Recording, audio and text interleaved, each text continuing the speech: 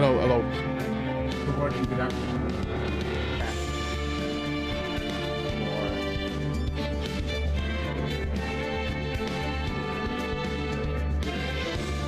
They are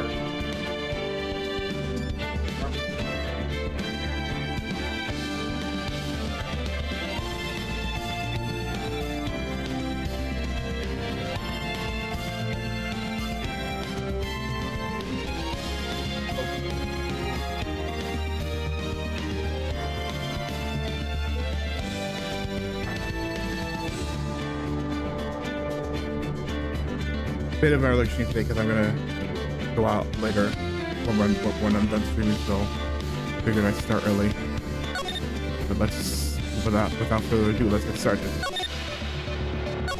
Also, I got a drink, so let's get the ASMR. Oh, it didn't pick up. Rip.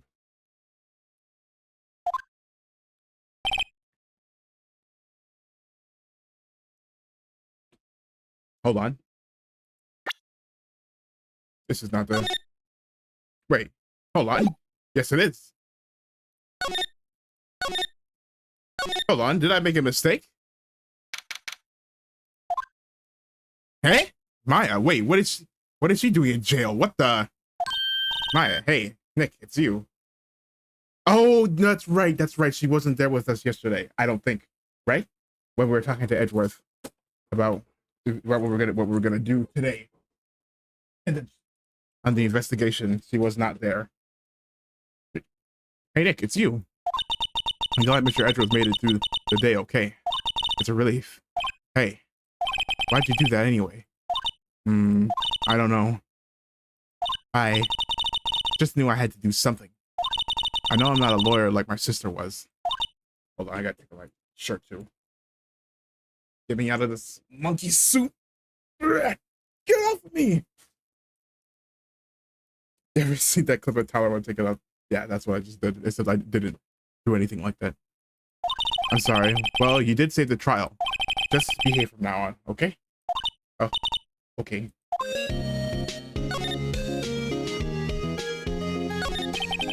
Have you been questioned yet? No, not yet. Detective Donchi was just here just now. He said, seeing as this is a first offense, we'll let you go after questioning. Ooh. Oh, and he wanted me to get bail money ready. You can pay for me, okay? Huh? How much? I don't know. I guess they'll send you a bill or something. Ugh. Why do I picture giant bales of money every time I hear the word bail?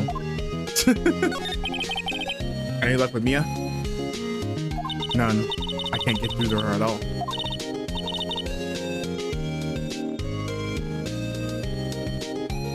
I tried, I really did. I don't know what to do. I think it's probably shouldn't stop my trading. He sounds like she really did do her best. I should check and see if there are any waterfalls in the local area. I wonder if I'll ever see my sister again.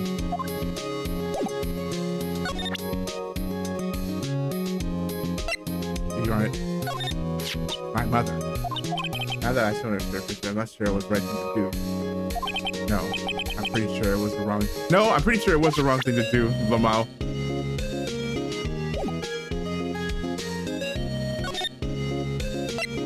So no Maya right now. So let's go.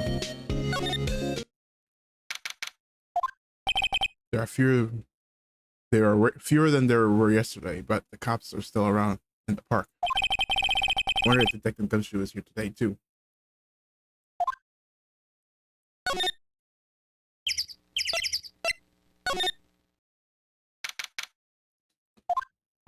I haven't seen Larry around today at all. Probably out paying through the nose on a date with the lovely Keonce.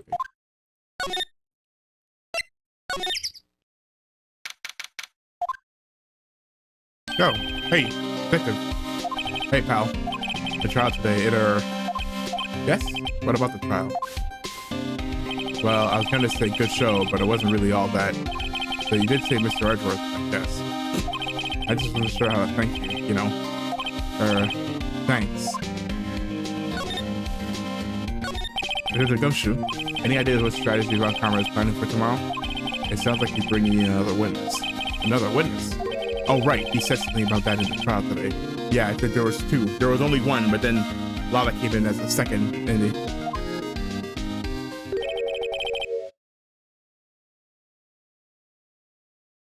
there were two witnesses. I was wondering who that other witness was. Or who was it? Sorry, pal. As much as I'd like to, I'm not at liberty to divulge that information. Right. All right.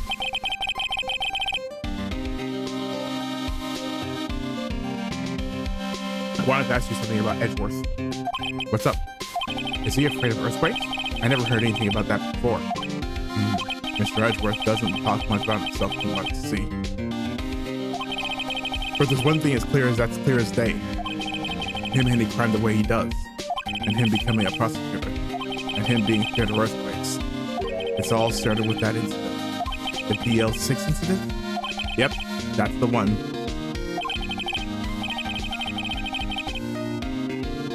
"15 years ago, when his saw his father shot before his very eyes. He still feels the pain now. You can see it in his eyes. I wanted to talk to you about Maya." Huh? She's not out on bail yet?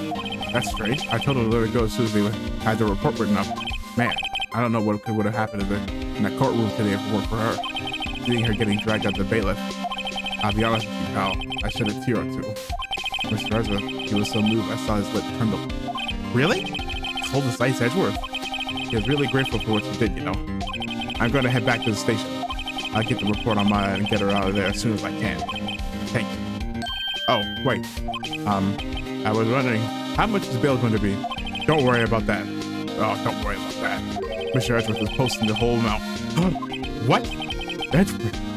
Oh, my wallet. I spared. Didn't I tell you? He's grateful to her for what she did. All right, pal. Well, don't forget to pick her up. Go pick her up, okay? Maybe I can get Edgeworth to pay this month's rent too. No, at least take him out to dinner first. Holy.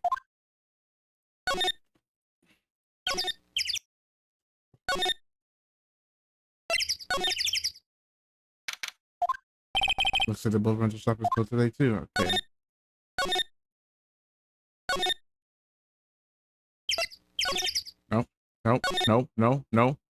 No, not there. No.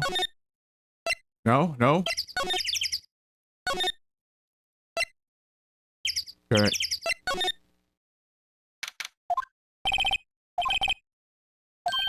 Huh? Oh, really? He's a live wire, that one. Got into a fight with the chief for not following protocol. Not following protocol? I bet he would have helped them build a case against Edgeworth. I guess get Maya. Hey, Nick, you finally came. I just finished the paperwork. I'm free to go. Free at last, huh? Those interrogators were really mean. They were like, okay, what did you do this time? I was some kind of criminal. I mean, in the defense, you have been here before. Well, they let you out in the end, didn't they? Oh, that reminds me. Thanks for bail. Thank Edgeworth. Huh? He posted bail for you. Said he was grateful for what you did. Mr. Edgeworth did that? I have to make it up to him. We've got to win this case now. Okay. Anything else for... Okay, yeah. So let's go. There aren't many cops around today, are there? They're probably back at the precinct working up the case against Edgeworth. Hey, y'all. Uh-oh. It's Lotta. Y'all really did it today. What did we do? What did we do now? Nah, I'm not complaining. See, I did a little thinking, a little self-reflection, you might say. I realized that being a witness is a mighty big responsibility, but it just went up there and started blabbering like any old thing that came to mind. Lotta? So you see, I want to make it up to y'all. Make it up? What do you mean? What did you think of the trial? To be honest, I was doing it half just to say I'd been a witness, even though I didn't really see anything. I kind of convinced myself I had, though. I'm sorry, I know I caused y'all a lot of trouble. Well, memories are tricky, vague little things. Yeah, I sure know that now. I'll be fine the next time. Yeah, you'll be fine the next time, huh? You promise? Right. You mean the first time you witness a murder? What about Gordy? Right. Well, the way I figured, the trial's only stoking the flames of Gordy fever. I'll get my exclusive photos and rocket to stardom. All right, Lotta, you go, girl. Yes, slay. Excuse me. I wish I could be an investigative photographer too. Well, wait, what do you mean you wish? You can still do it. You're only 17. You have your whole life ahead of you. Finish your speed media training first. Well, yeah, true.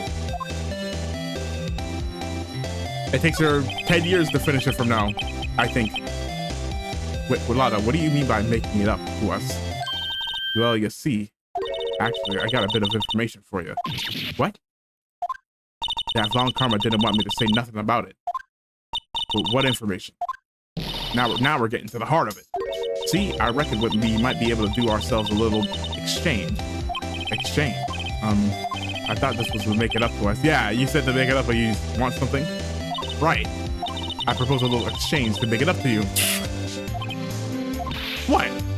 Information don't come cheap, my friend. Hey, I see you think how unsophisticated these other folks are. It's written all over your face. Let me tell you, most others are way more sophisticated than you. I'm just the exception, okay? Well, what'll it be? We're gonna deal or not? What do we do, Nick? I guess deal? You don't have any other leads, so I guess okay, how much? Huh? You completely off your rocker? I may not be so sophisticated, but I'm not trying to rob the poor. Huh? The only fair exchange for information is information. Listen good. What I need from you is information about Gordy. Whoa. Gordy? But Gordy doesn't, Gordy might not exist. He removes that shows he don't. I'll be keeping watch from the car, okay? You see something else, come to me first, got it? Okay. Right. See y'all later. Oh my gosh. Okay, next, let's go hunting. Hunting for what? You don't seriously mean Gordy? I sure do. What about Edgeworth? We're searching for Gordy, for him, Nick. Don't you get it? Okay, and how exactly do we search for a make-believe monster? Maybe we can find a monster myth specialist.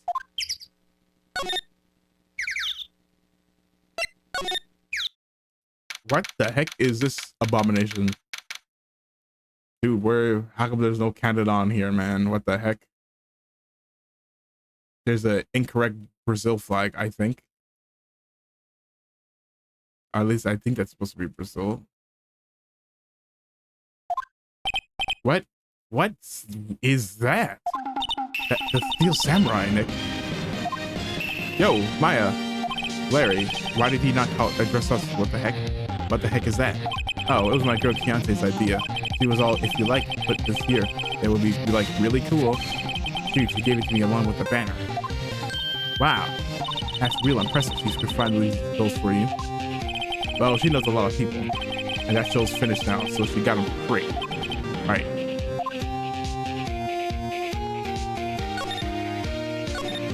Doesn't the Steel Samurai look a little out of place? I mean, it's so cute.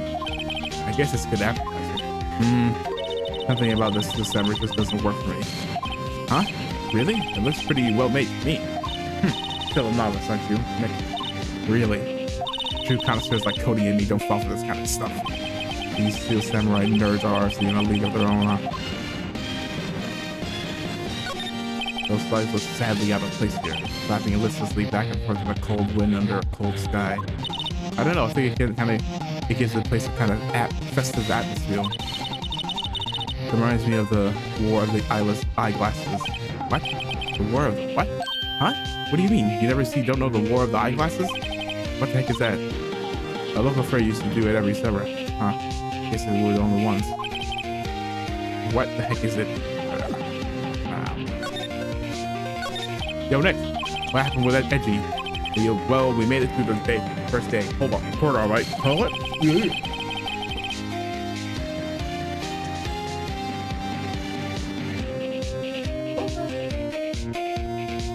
I don't know how good our customers are. I'm getting.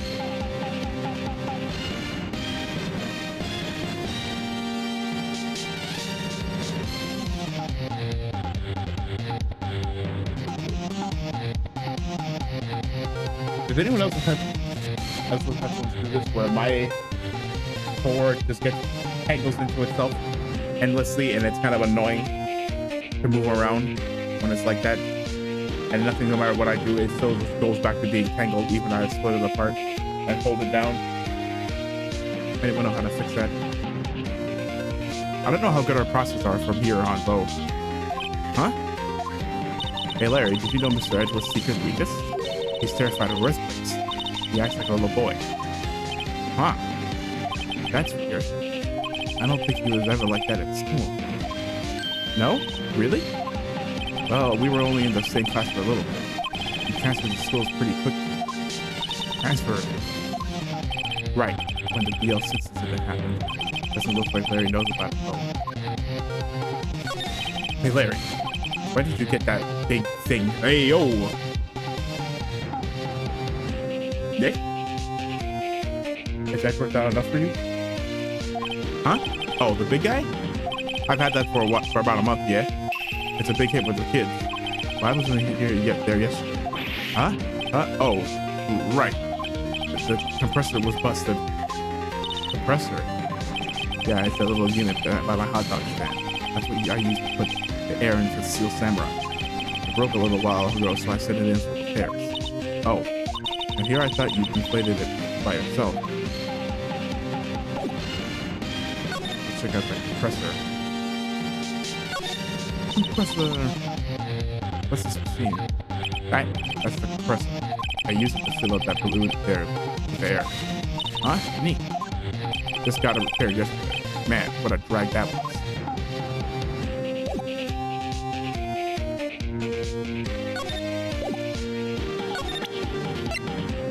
No, he doesn't know anything about this. Were you here? No. Hey, that's the guy that's... Oh, yeah, we asked him about this yesterday. He didn't say anything about it, I don't think. That's the guy that's selling my dogs faster than I can cook them. Do you think Gordy really exists? Nah, I think somebody probably saw something else that they just thought was Gordy. But I'll keep selling samurai dogs until the tooth out.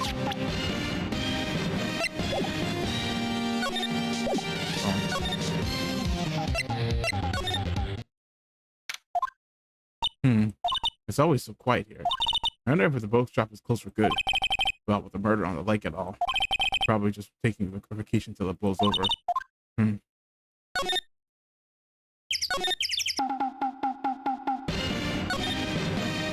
Nope, it just came from there. Nope, brain, that's not where we...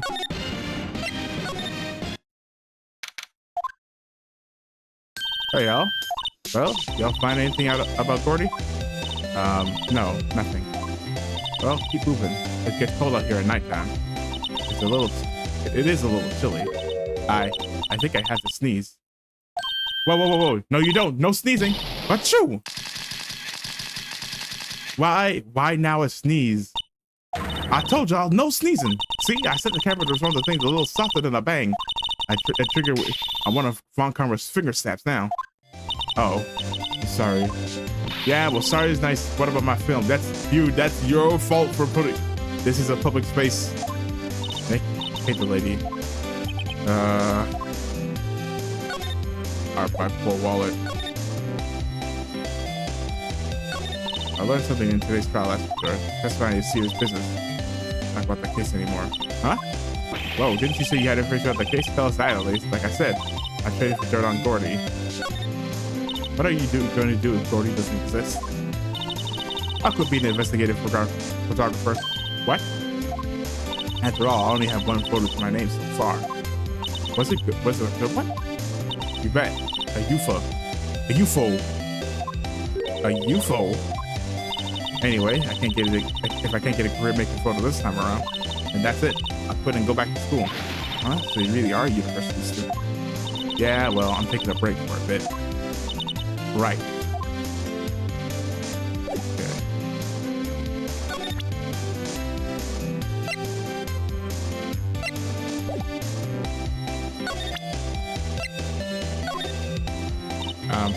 You know, I was wondering. Yeah?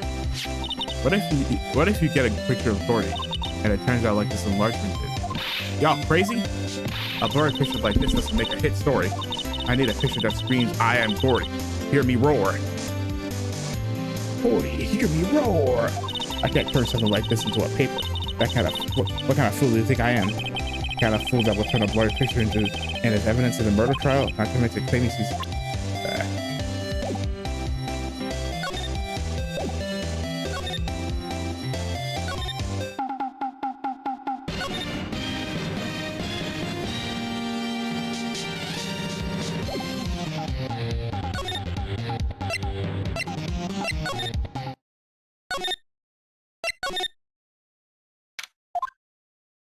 Hey there, pal. What's up? You look out of sorts. Wait, you didn't go and do something that's gonna hurt Mr. Edwards' case again. What do you mean, again? Whatever, I have a seat, pal. I'm here for you if you need anything. Besides money, that is. Say, Detective, do you know Gordy? The monster down in Gord Lake. Not personally, no. Oh, we're looking for it. Huh? Are you out of your minds? Eek! You got time to go wild monster hunting? Monster hunting? How about do a little questioning for me then? Oh. Detective Gumshoe is scaring me, Nick. Easy, easy, easy.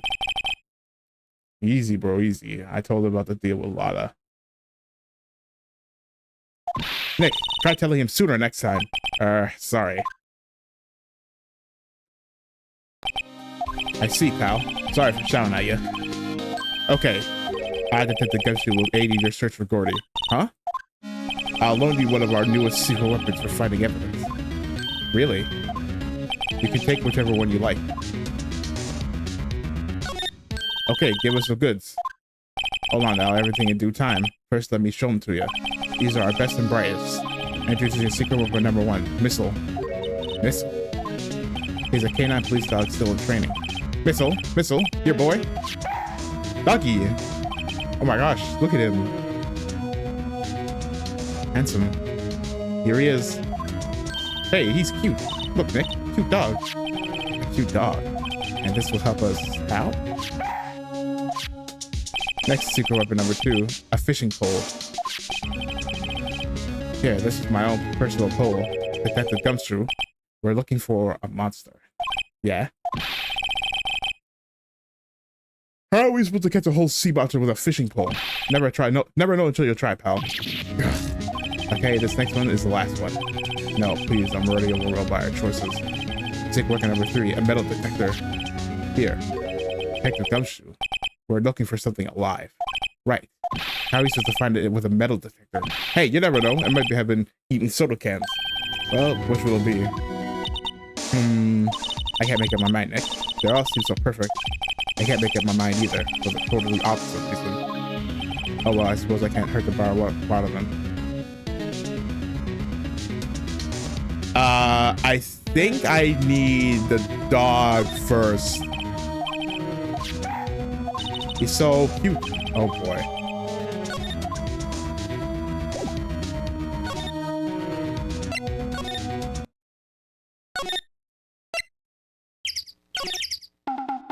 Hey, Nick.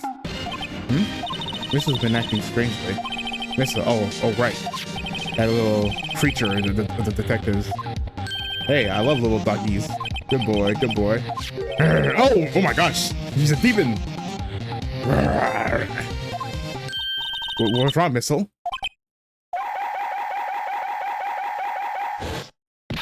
Eek! Missel! Whoa, stop that thing. Cannibals eating thy samurai dog.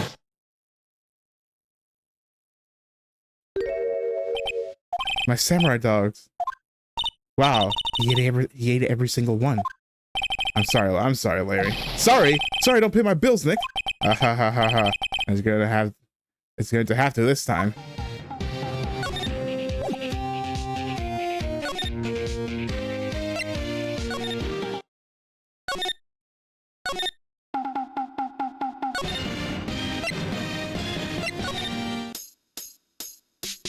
Okay.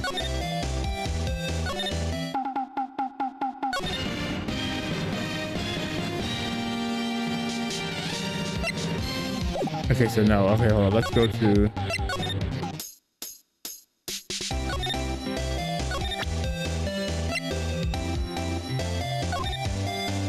Hey, look. Hey, Lotta. Oh, cute. He yours? He's a canine police dog. His name's Missile. Huh.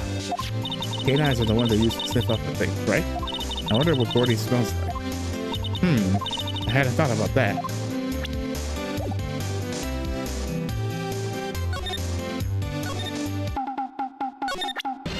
Hey, doggy. Hey, Larry, look, it's Missile. Isn't he cute? Keep that demon away from me. What am I going to tell the big boss?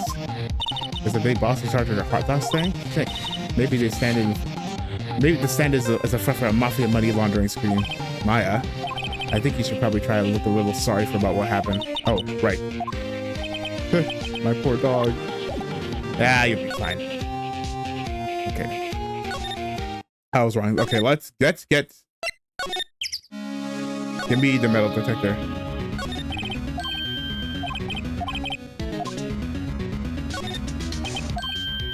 I'm not sure what I'm gonna try. Remember, you're hunting for a monster. Anything is possible. Anything.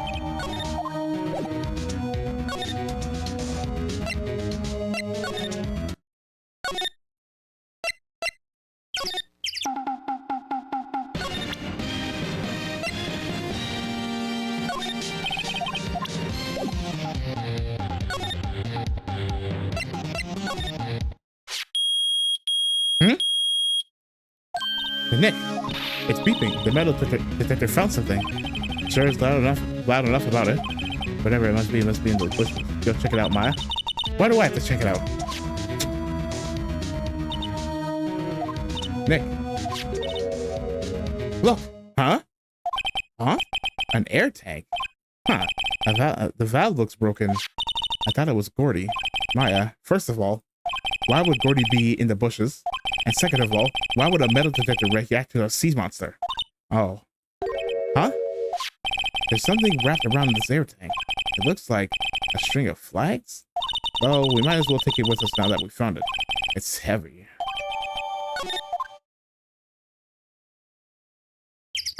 Hey, that looks awfully familiar. Hey, you've seen this before, dog? What? An air tank? What about it? Larry, I wanted to ask you about this tank. Is it yours? Say, is this air tank yours? Why would I have a thing like that? Look, see how there's a string of flags around the tank valve? It's just like the string of flags around your steel samurai there. It must be a coincidence. There's a string of flags everywhere these days. Like elementary schools. And used car dealerships. Look, why would I need a tank anyway to inflate something? You used this to inflate that, didn't you? Inflate what? What else? A big puffy steel samurai. Now, why would you go asking me a question like that? Looks like I hit the nail on the head. Right. Actually, see, the compressor I always used was on the fritz. So I tried using the air tank to inflate it just once, and it didn't go so well as I suspected. It didn't go so well. Yeah. Do you think you could be a little more specific? Come on. Look, it's embarrassing, so I really don't want to talk about it. Tell us.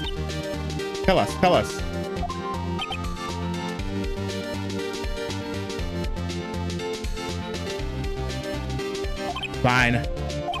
Whatever. It's like what I said. The compressor was busted. So I took the tank and tried to fill the samurai up with that. And then... Blah! It shot off into the air. The valve busted and made this incredible noise. And that tank there took off with like a rocket. And so it took my poor deflated steel samurai with it too. Uh-oh. What? Off into the gourd lake. I'm sure it's get me out of my gourd for that's for sure. Wait.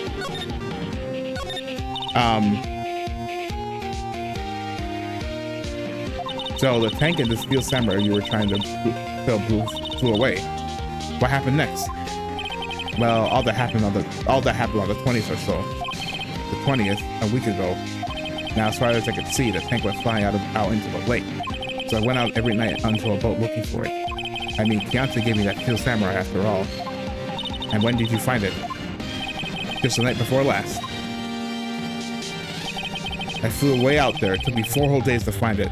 Wait, the night before last? That was the night of the murder. Wait, sorry for not telling you, Nick. Actually, I was here on the night of the murder. But you see, I went home before midnight. So you didn't know about what happened. No. That's too bad. It's not all bad. We've solved one mystery at least. A mystery? Maybe we should go tell her. We found out Gordy.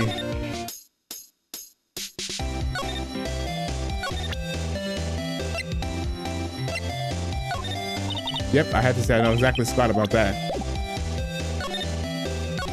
Well, Mr. Lawyer, I got the info y'all need. Y'all got the scoop on the Gordy for me yet? We found him. Huh? Gordy? Oh, we found him already. What? I haven't seen any monsters yet. Y'all for real? Gordy really exists? Wait, I need proof. You got a photo? I have no proof. I don't have... Ha! That one working, of course, either. Gordy doesn't exist. Lada, there is no such thing as Gordy. What? How can you be so sure? Really, Nick? They got some proof that Gordy doesn't exist. The proof that Gordy exists is here. Of course I have proof. No lawyer worth his badge would make up a claim without the proof to back it up. Yeah, here's the proof that Gordy doesn't exist. It's the air tank. Take that! Larry's air tank? What are y'all doing with an air tank? This is Gordy. Excuse me? What exactly are you saying, Nick? There's a stand near here, a hot dog stand. There's a giant inflatable samurai doll there. About a week ago, an idiot who happens to be a friend of mine tried to fill it. He used the air tank, and when the valve blew, the tank flew into the lake. Apparently, it made a pretty loud bang when it flew. A bang. The tank along with the still-to-face samurai fell into the lake. At the same time, a couple was taking a photograph of the lake. This photo... Wait. So, you're saying that Gordy is really the Steel Samurai? Oh dear. My dreams. Well, that's a fine way to ruin a gal's dream. I'm sorry, Lada.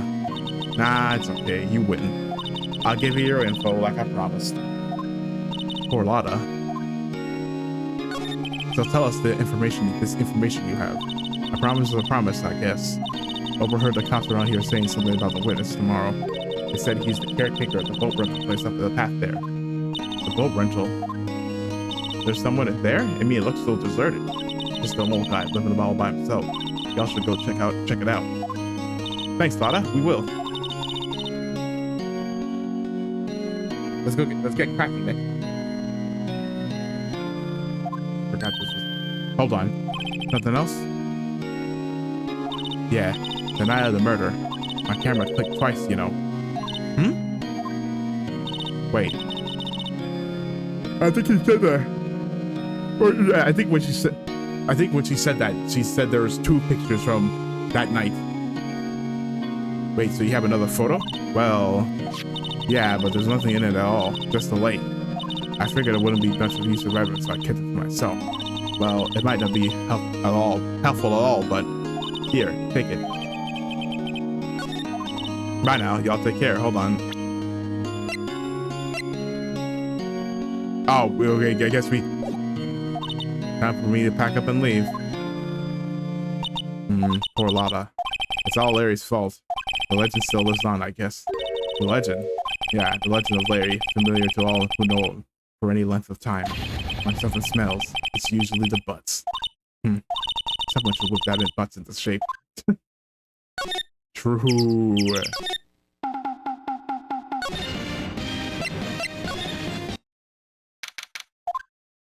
Hey, Nick. This is the boat shop that Larry Lada was talking about.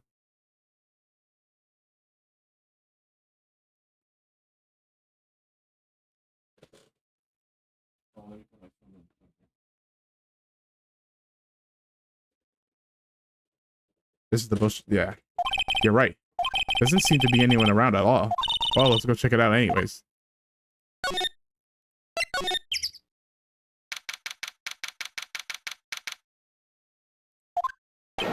Hey, that you? Eek! Hey, is that Keith with you? Where have you two been?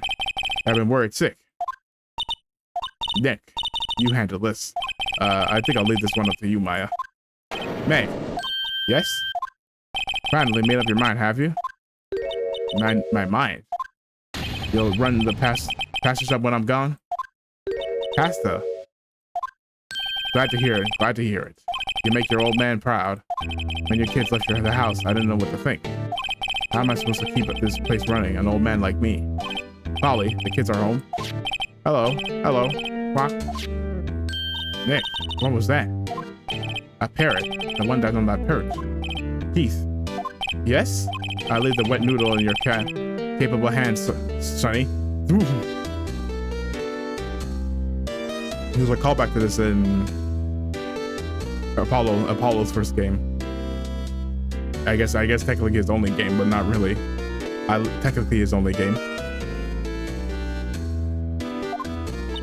Nick, what's the wet noodle? Based on the available evidence, I say it's this name of his pasta shop. That's a relief, isn't it, Polly? Hello, hello. What? Yep. He fell asleep. I guess he's relieved.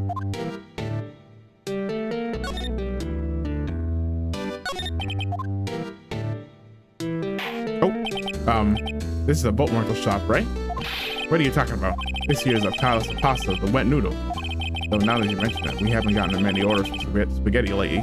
And all they can tell us is, yo, dude, we want to ride in one of your boats. That's why I keep them boats out there. Youngsters these days, darned if I understand them. I'm pretty confused myself. Nick, this isn't going anywhere, but this old man is a witness tomorrow, right? So you gotta find out some way of getting information out of him.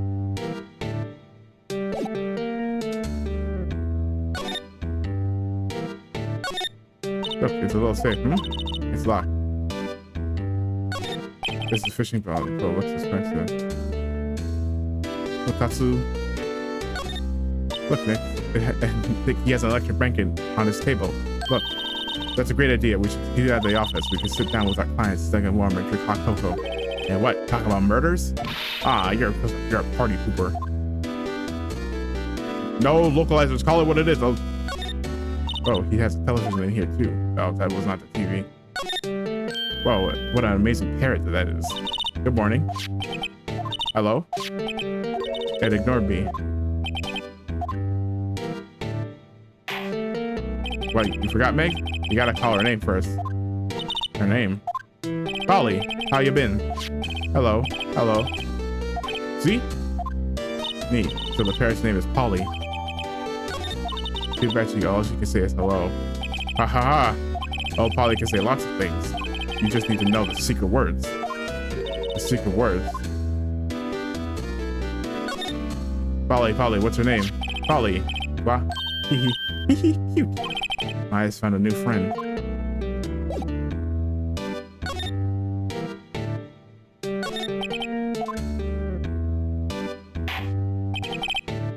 My memory's gotten worse of late. That's why I just tell everything that's important to old Polly here.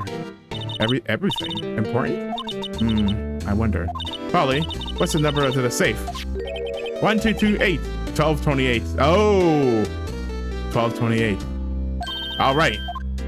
Hey, Polly, what you watching, will ya? See, Nick? All it takes is a little clever thinking and a criminal mind. Quick, Nick, write that number down. Hey, don't get me involved in your little heist scheme.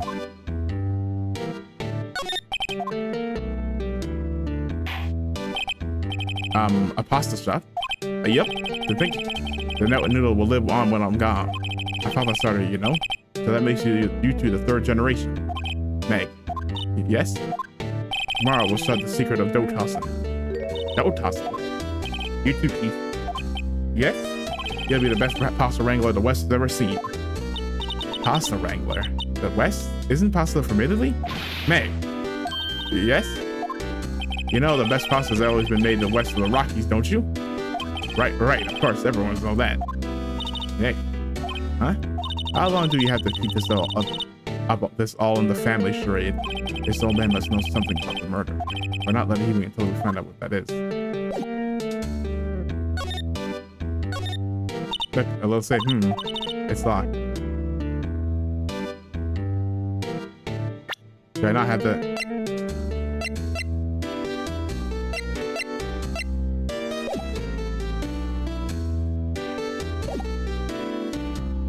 Hey.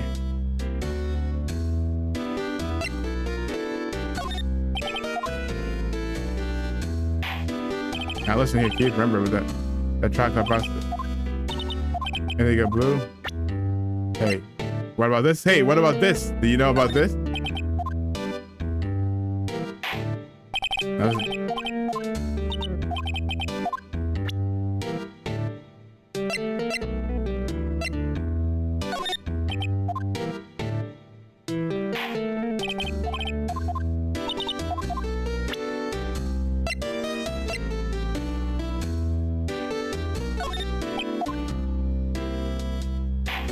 No.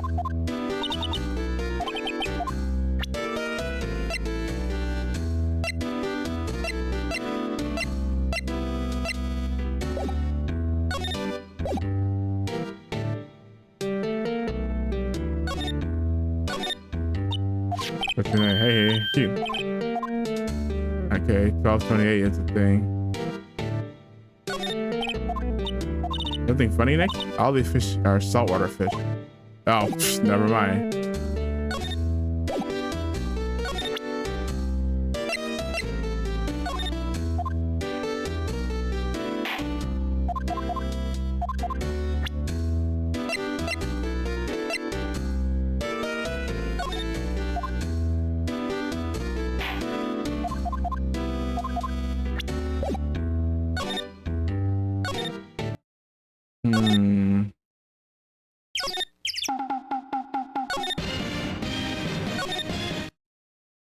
Can I get the...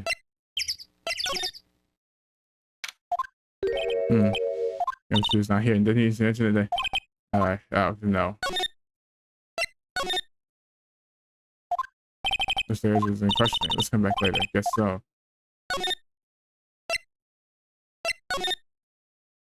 Ah, fresh air. I gotta say, freedom feels great. Behave yourself in the courtroom tomorrow, okay? Yeah, misbehaving is much more fun. It's not gonna be so much fun when Ezra refuses to pay your bail again. Right, I'll behave. Oh dear. Okay, so we gotta get that guy that talked.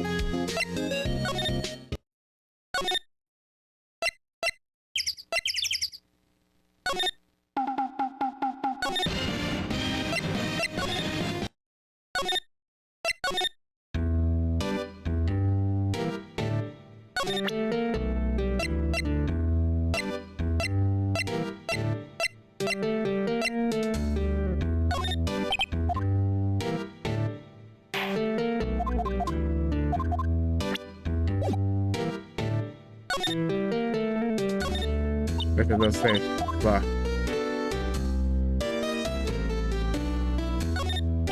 You're running a pasta shop in here.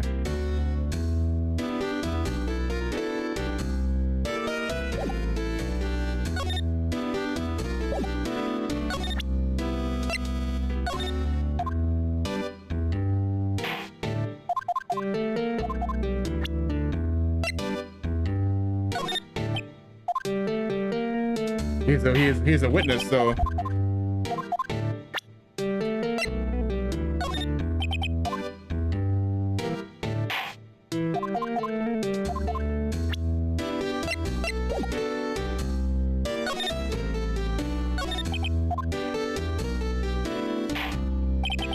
remember it got worse. What's this number to the safe? 122 1228.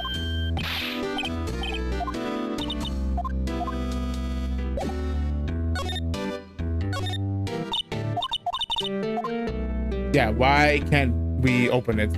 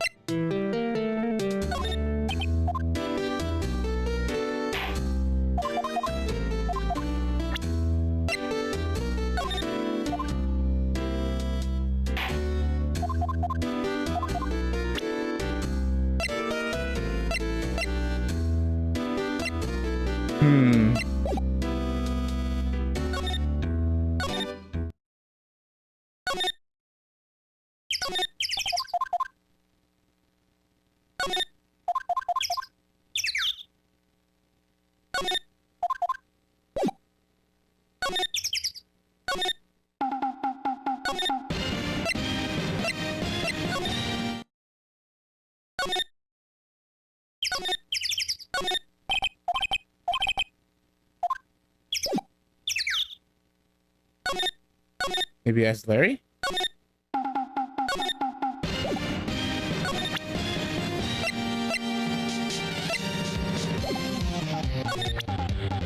You've been here a while. You ever seen him?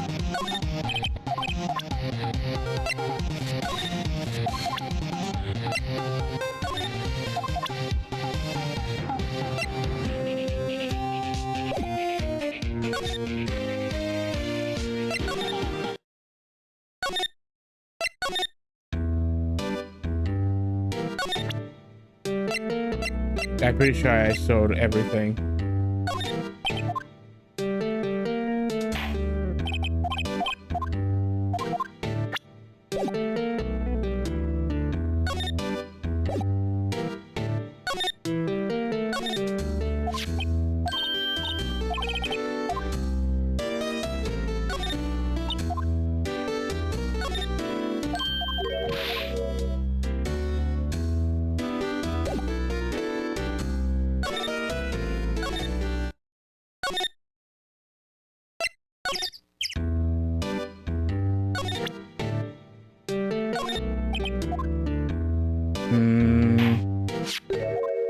That's a lawyer.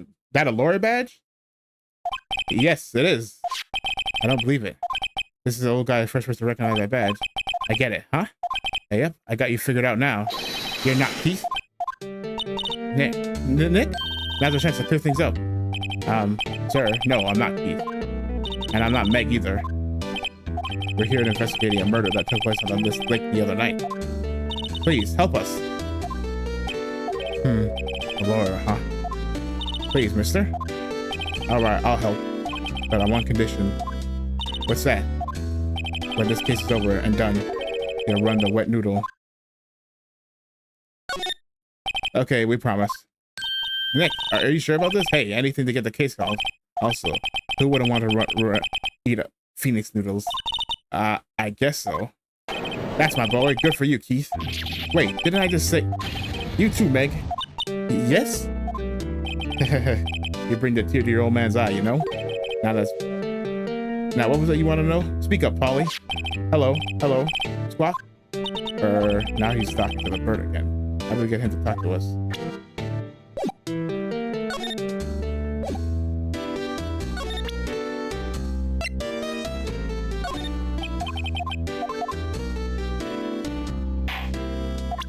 Okay, maybe examine Polly.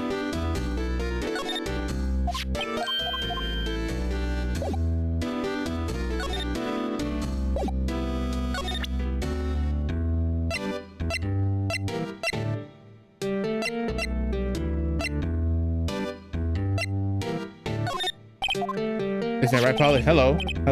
Yep.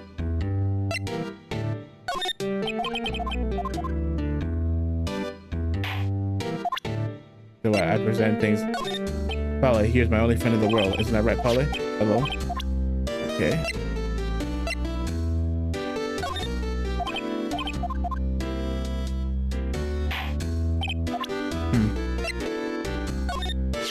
You know about Gordy? Nope. Hey, yep, I've seen this. You know something about this, sir? Keith. Yes? It's okay. You can call me Dad. Dad, you know something about this? Hey, yep, the other night, out on the lake. Yes? I know all about that. I seen it. What? Tell us what you saw. Well, I suppose, since you're taking over the shop and all. I forget the time, but it was pretty dark outside. Probably night. Yep.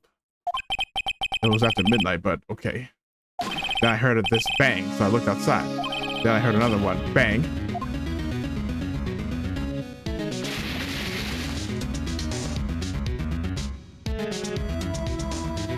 A little while later, this boat comes back. Then a young man walked by my window here. He was muttering something to himself, but yep. What did he say? Yep. I forgot. I'll remember tomorrow by court time, I promise. We need to know earlier than that. You know what? Little Terry was just here. Terry? Yep, that kid next door. He always used to make me cry, remember? He was wearing this tattered old coat. Got himself some whiskers growing out of his face. Unless we're talking about Gumshoe. He comes up and tells me to come down to court tomorrow. Really? Somehow I don't think we're going to get much useful information from this guy. Maya, maybe we should be leaving. I think you're right. Oh wait, I have one more question. Huh? Polly, have we forgotten something? Wow. Don't forget DL6. Huh? Huh? What did you just say, Nix? One more time, Polly. Don't forget DL6. What? The DL6 incident? Hey, mister. I mean, Dad. This is getting weird. Who is this old guy? Why would that bird Polly know about DL6? We have to figure out who that old man is. Oh. What? He locked the door from the other side. Who could that old man be? I think I need to do a little more research on the DL6 incident. Maybe I should ask this at the Gumshoe. Okay, let's go. The rare occurrence you have to show your freaking badge.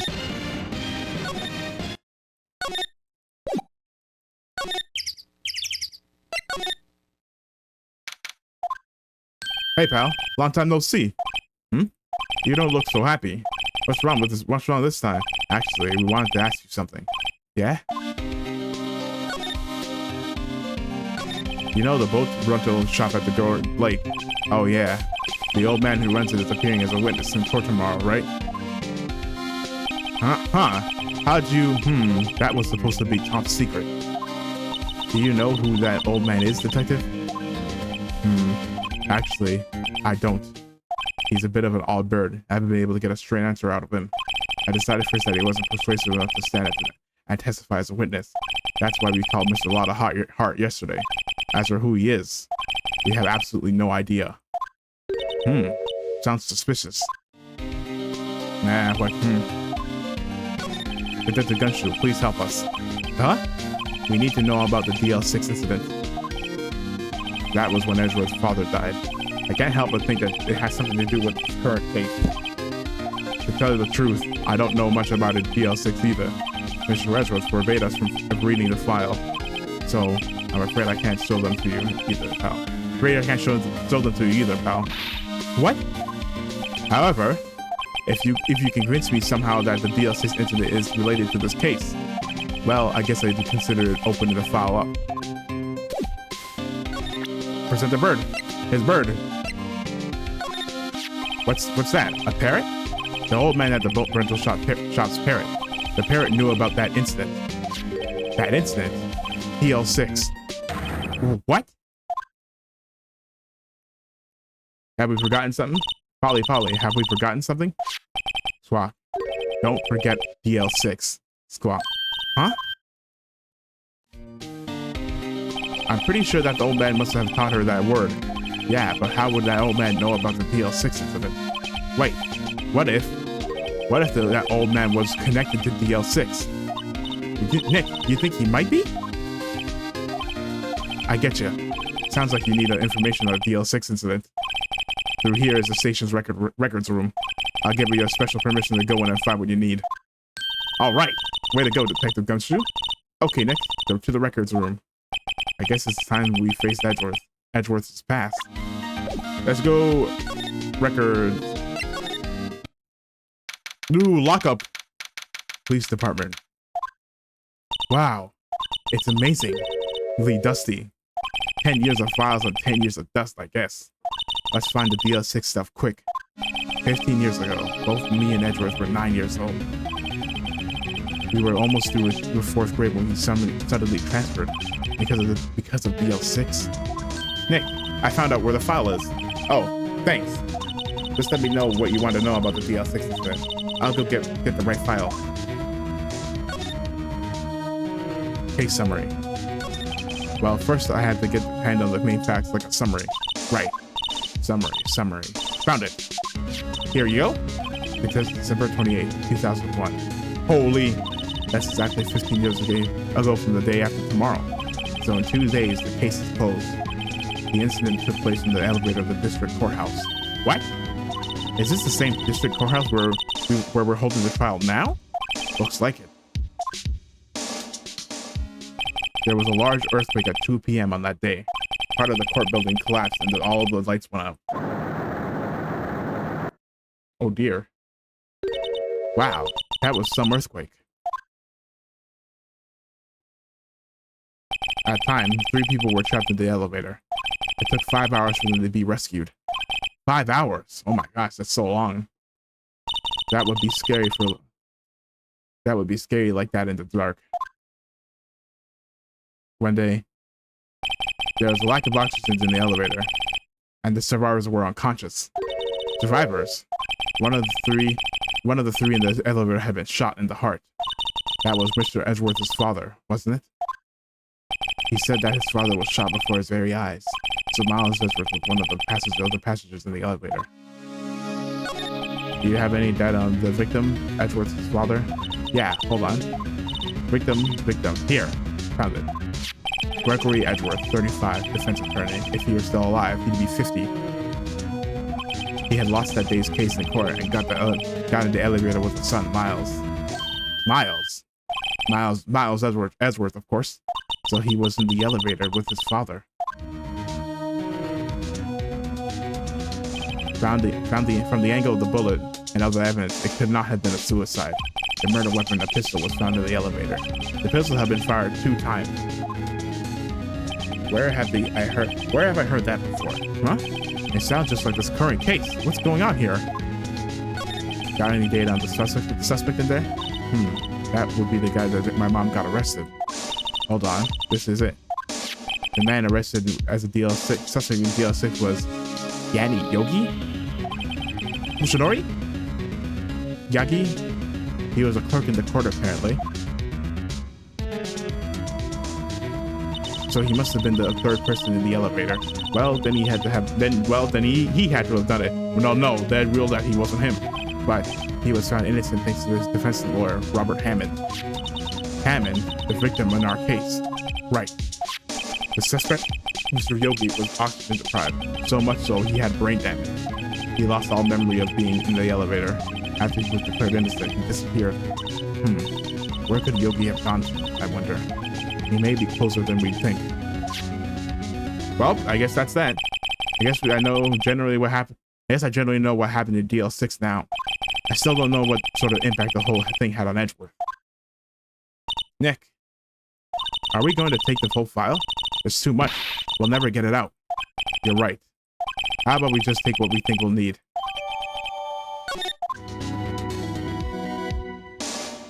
Right. That's probably all we'll be able to find here. Now all that's left is trial. It's a trial tomorrow. I wonder how Dad will do testifying in court.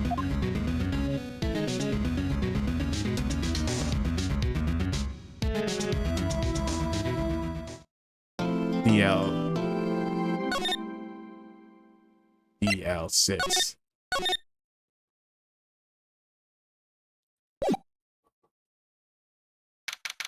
Trial day. Lock in.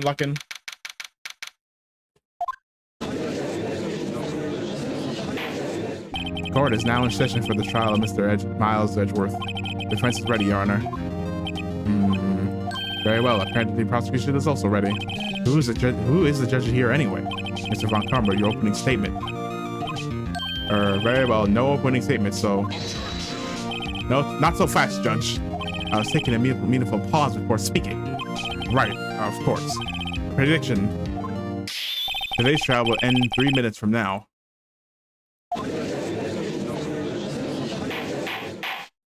Order. Mr. Von Karma, what is the meaning of your statement just now? Bah, must we question everything? It'll be over in 3 minutes. We have no time to waste. I call my witness now. Right. I call my witness, my decisive witness to the stand. It's that mysterious boat shop owner.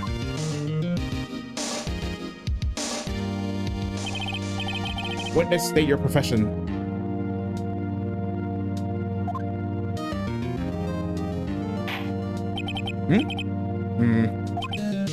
I am the proprietor of the restaurant, The Wet Noodle at Gourd Lake. And I also ran boats. The night of the incident, you were in the boat rental shop, correct? Yep, I was. Please testify. Wait a second. We still haven't heard who this little guy is. Wait a minute. The witness hasn't stated his name yet.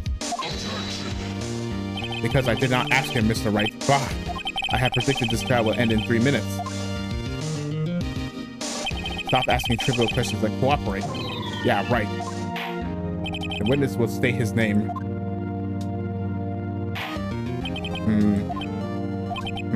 Well, I'm not really sure. Yep. What do you mean? My memory, Your Honor. The witness does not remember anything beyond the last several years. Ergo, he cannot recall his own name. He can't recall, you say? Yes, but the incident in question took place 3 days ago. He can testify. Very well. Let's hear his testimony then, shall we, witness?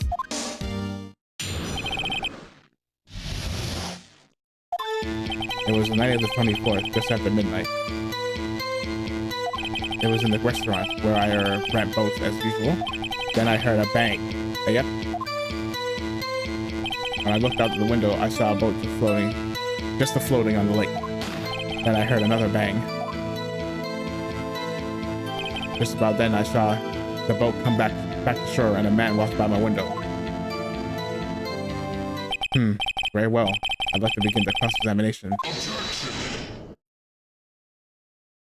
There is nothing to question in my witness's testimony. Ergo, no need for cross-examination. Besides, there are only 10 seconds left before our 3 minutes are up. Judge, your verdict now. Yes, Mr. Wright. What?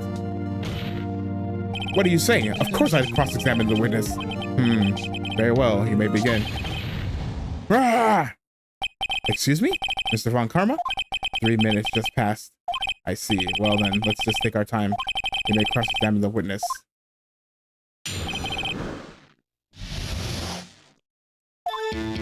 It was the night of the 24th, just after midnight.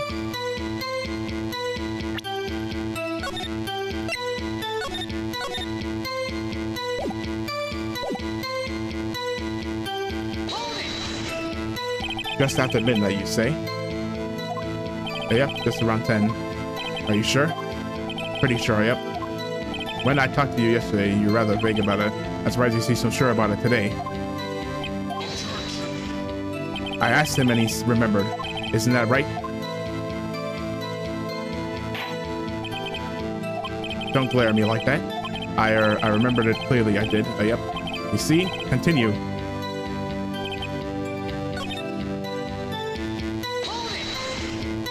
And where did the bang seem to come from? From the lake, I figure. Are you certain? Yep. Good. Continue. Drive. Looked at the window, I saw a boat just floating. Was there someone in the boat? It was pretty far out there. I couldn't see clearly, but I figured there were 2 men out there. Yep. But you couldn't see them very clearly. Yep. At the time, that is. At the time. Then you heard another bang. So you heard 2 gunshots in total? Yep. That's what Delata said in her testimony yesterday. Just about then, I walked by the window. By your window. Yep, by my window. Right outside of the window of my little shack. And could you see the man's face? Well, the fog was pretty darn thick, but he was right there in front of me. I saw him. That is a rather important detail. Please add it to your testimony. I have a bad feeling about this. That man... Dang, I can't believe he's dead.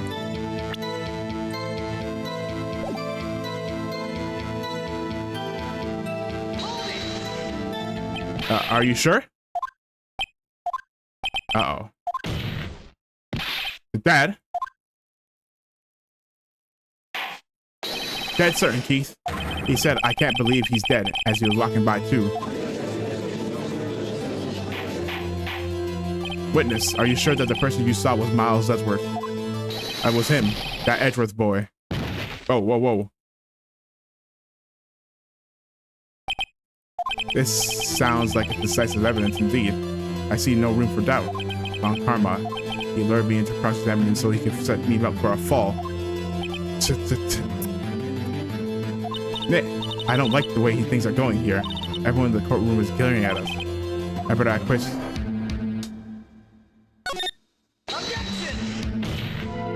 Your Honor, we proved in yesterday's trial that it could not have been Edward who fired that gun. Mr. Wright, are you referring to the fingerprints from Edward's right hand found on the gun? And the photograph showing the man firing with his left hand? Exactly. That is easily explainable. He could have wiped his prints after he fired. You are ignoring the truth of the matter here. Everything in this witness's testimony is true. The judge is lost in thought. What should I do?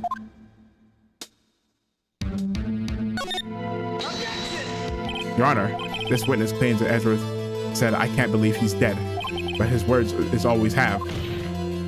If he were telling a lie, Mr. Wright, in a court of law, the evidence tells all. Apparently, you have yet to realize even this basic fact. If you say his testimony is a lie, show us proof. Alright, Nick, do we have evidence? It's no good. There's nothing I can do. Are you sure? To be honest, I don't know what to do anymore. Please. Can you hear me, sis? Please. We need your help. Nick needs you. 3 minutes was perhaps a little too high of an expectation. However, 15 minutes isn't bad. This must be a new record. Enough. The witness may leave the stand. This court sees no reason to further prolong the trial, nor is there any need for more time to decide the case against the defendant. This case is extremely clear. I see no room for misinterpretation of the facts. Well, what? No! This court finds the defendant, Mr. Miles Judgeworth. The accused was surrendered to the court immediately, and to be held pending trial at a higher court. That is all. Oh no! Wait!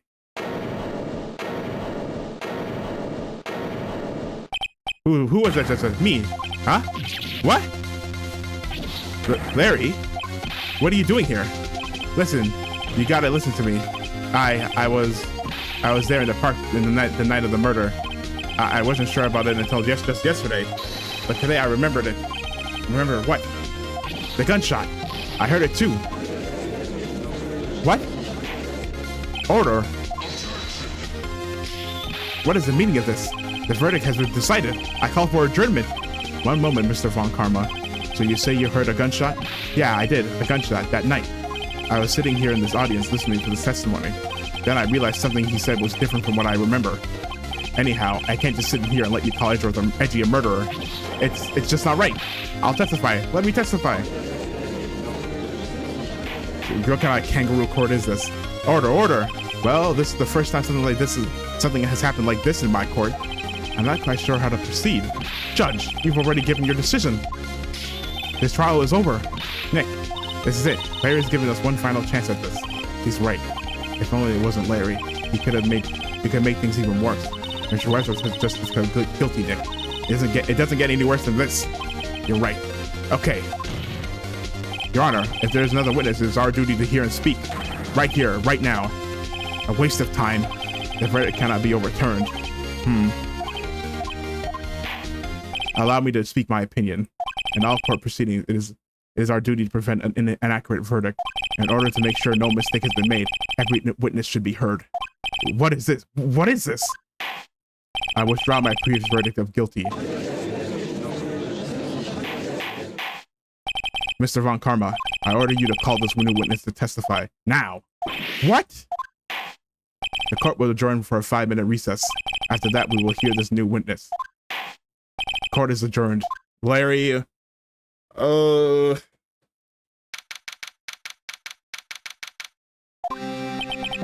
that was too close.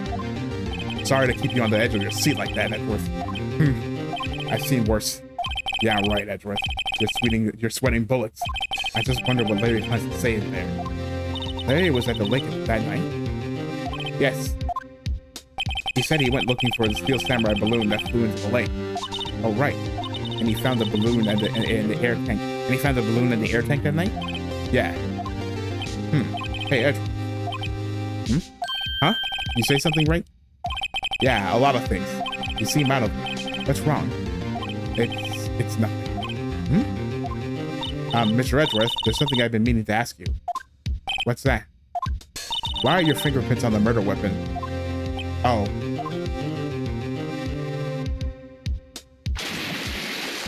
When they When he fell into the lake, I went into a daze. I couldn't understand what had happened. I couldn't think straight. Then I saw the pistol lying on the floor and the boat in front of me. I picked it up without thinking. I didn't have a reason, really. I see. Right. Yeah? This might be our chance. Our chance. Ron Karma has only ever run perfect trials. Perfect trials? Perfectly prepared witnesses, perfectly complete evidence. That's the secret to his success. This is the first time he's ever had to deal with something unexpected. He hasn't let someone he hasn't even talked to testify before the court. And that someone is Larry. What are you getting at? It's likely his testimony will be full of holes, right? That's right, Nick. No 10-minute trial this time. We'll make this most of this one for all it's worth. Hey, it was 15 minutes. 15. Everything's on Larry now, I suppose. I do suppose.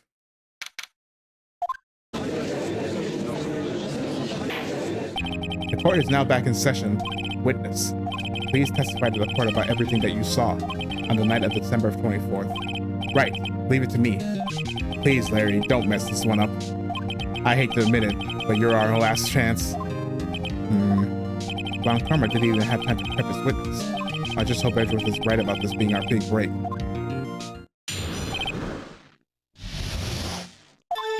That night, I was out in the boat on the lake. I was looking for something and I found it. So I quietly slipped the boat back at the rental shop dock. Then just as I was thinking about going home, I heard this bang. Then I looked over a lake, but I didn't see a boat. So after I heard that single gunshot, I went home. That was unusually vague testimony, even for this court. Anyway, in any case, Mr. Wright, you may begin your cross-examination. Yes, Your Honor. What's wrong, Nick? It's Larry. I have no idea what he's going to say if I press him. I'm a little scared. Well, we've come this far. There's no way to go but forward, Nick. Yeah.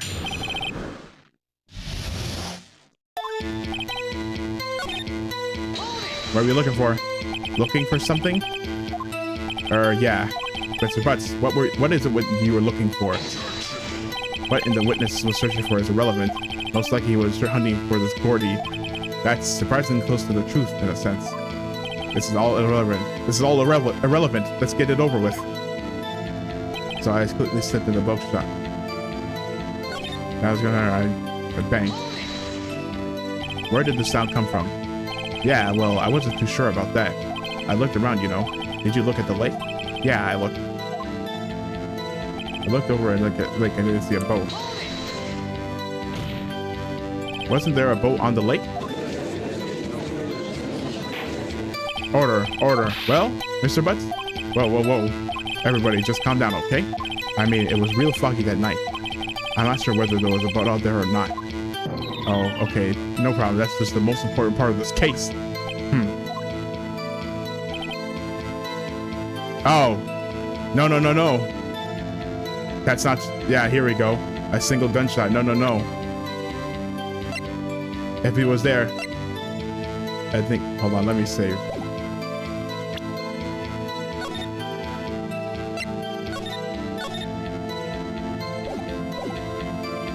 Single gunshot. The gun fired 3 times. Oh, okay, yeah, like I thought.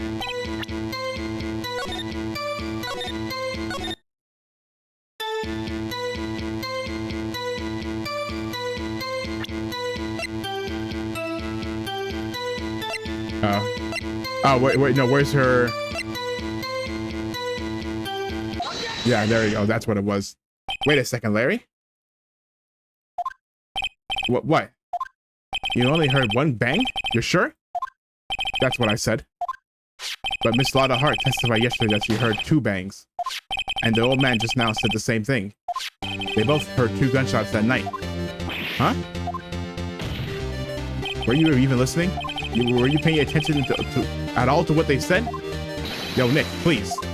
Huh? You know something's been bothering me. I'm a witness, see? I'm like a customer here. So you gotta treat me nice and stuff, okay? Mr. Butts. What? You only heard 1 gunshot? Are you sure? Well, to tell you the truth, I'm not sure. Not sure? How could you be not sure? How could you not be sure? Well, yeah. I might have missed the other gunshot. I was listening to something else. something else.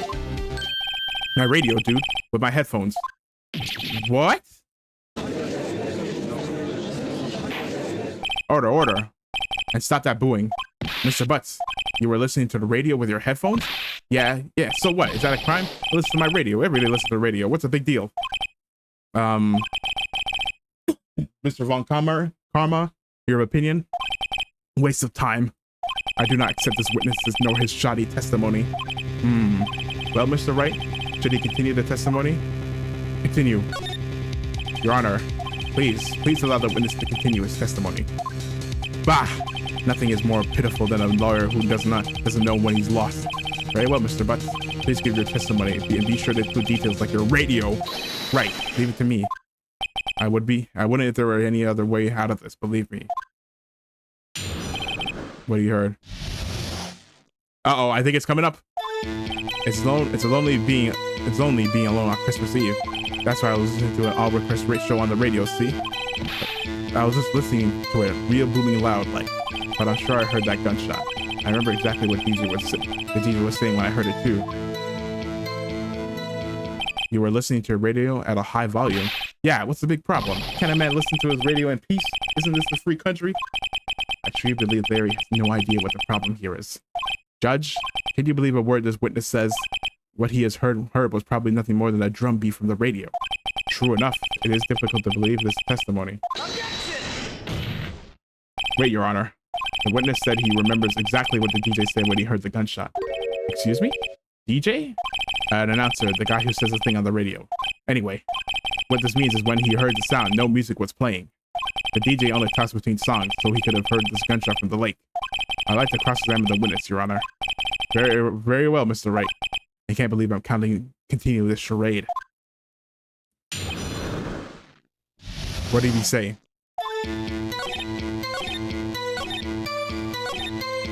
What did she say?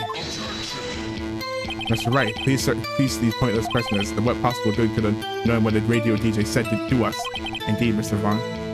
Von Karma has a point. I'll allow this question only if you see. We should care. We should care, Your Honor. Of course we should. Why? How do we know if we don't ask? Fine. Very well. Mr. Butts, please testify to the court. What was the radio announcer saying when you heard the gunshot? Just when she said, hey, it's almost Christmas, I heard a... Hold on! Dun dun dun! Wait a minute. Almost Christmas, but...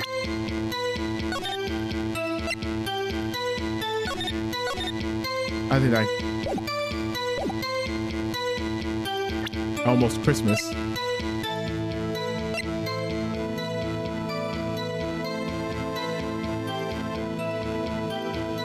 The picture.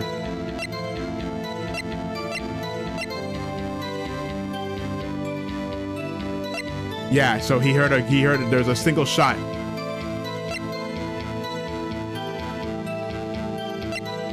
Maybe press it. Are you sure? Of course I am. She had this real sexy voice. Maybe Von.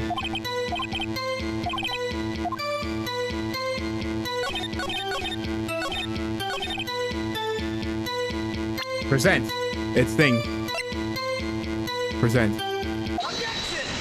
Hold on. Larry, are you absolutely sure what you're saying is correct? Huh? What's with that face? You look scary, dude. Hey, if you're trying to scare me, you better know I don't scare that easy. Is something the matter, Mr. Wright?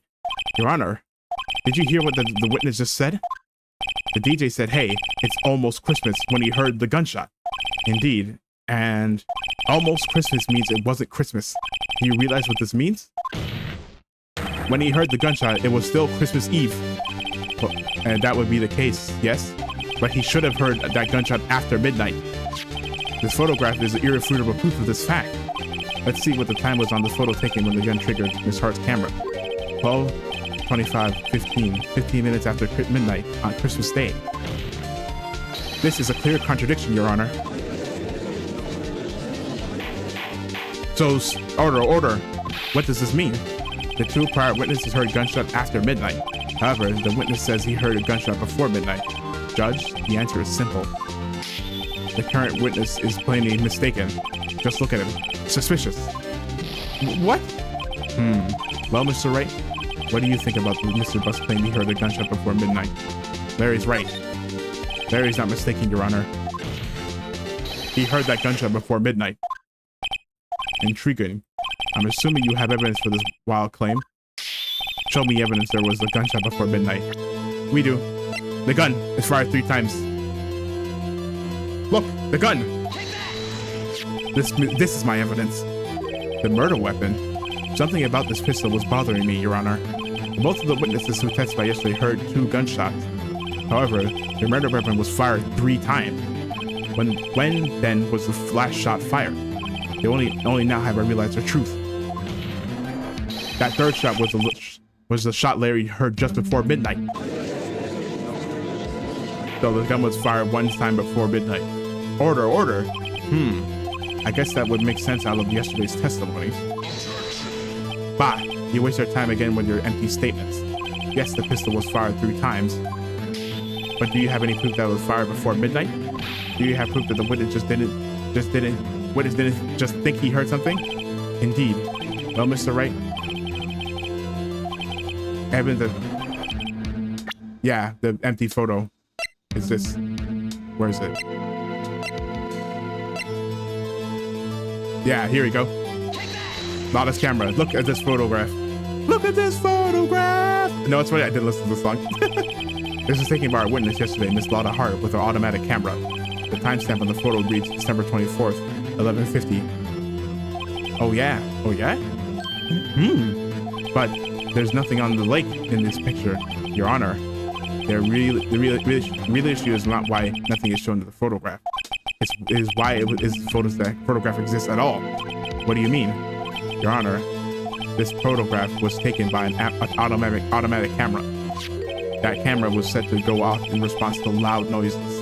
Aha! Correct. There was a loud noise on the lake at 11:50 p.m. That is why this photograph was taken. In other words, there was a gunshot at the time that Larry claims. Order. That would make sense of evidence that we've seen so far. However, this leaves me wondering exactly what did happen the night of the lake. Exactly.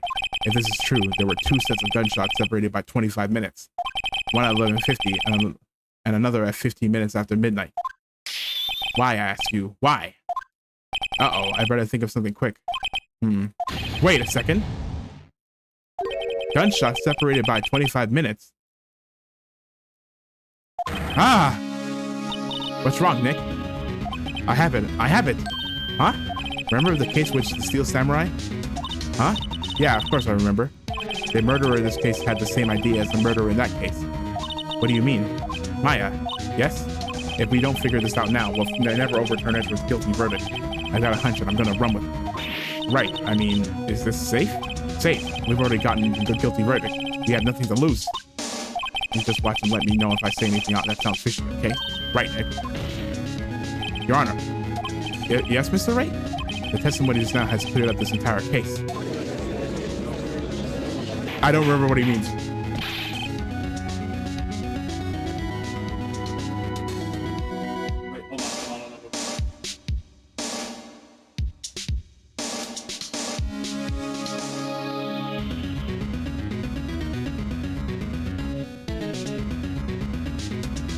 What do you mean, Mr. Wright?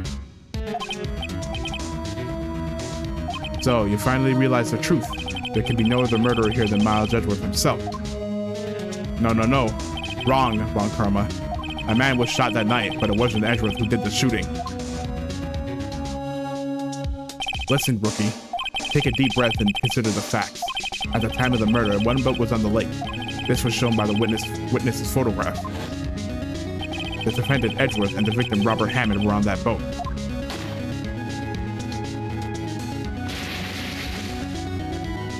My neck is exploding. Oh. There was a gunshot fired on that boat, and Robert Hammond is a real guy. Robert Hammond fell into the lake. The distance of the shooting was 1 meter. Couldn't have been suicide.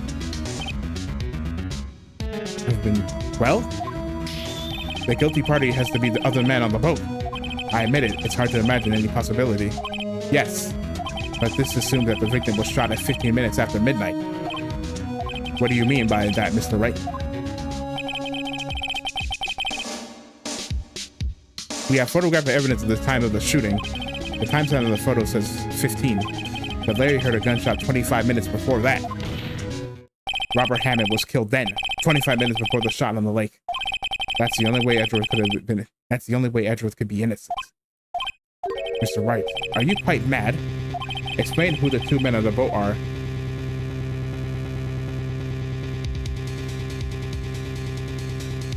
The murderer and Hammond.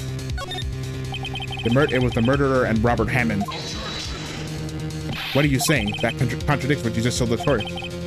You said that Robert Hammond was killed 25 minutes before this gunshot. Yes, that's right. Uh-oh.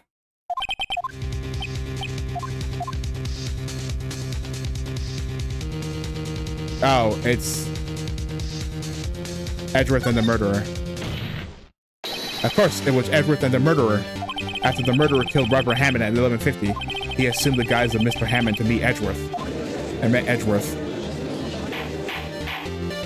What? Are you serious? Yes. Edgeworth won't tell us why he went to the lake that night. However, I have a hunch. That night, Robert Hammond called Edgeworth to the lake. Now, Edgeworth didn't know Robert Hammond's face that well. That's why he didn't suspect anything when the murderer took Robert Hammond's place. I'm not sure what to make of it, all this. Ludicrous. Mr. Wright? Tell us the name of the murderer, then. The murderer's name? Right. It's... I don't know. Actually, I don't know the murderer's name. You don't know? Bah! Again, you waste my time. I don't know him because he never told us. Huh? The murderer is the caretaker of the boat shop, that old man. At 11:50, he was the one who killed Robert Hammond. The caretaker of the boat shop? But where did he do this? There weren't any boats on the lake then. Why would he have to go out all the way out on the lake just to shoot somebody? May I suggest the real scene of this crime was not on a boat? What? Well then, where did the murder take place? I saw the gentleman.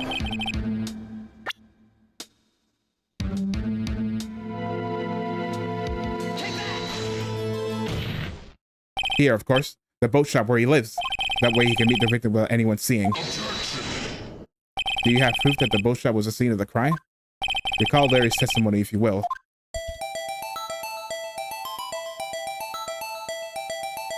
The night he was out on the lake in the boat, searching for something.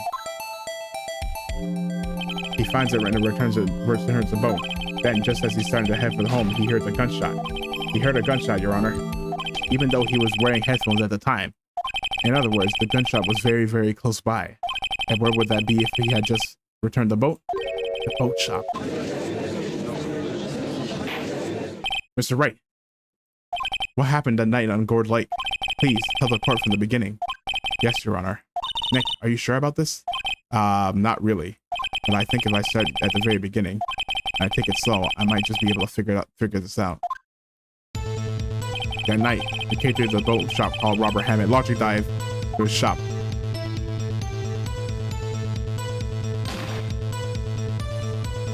This was around 11.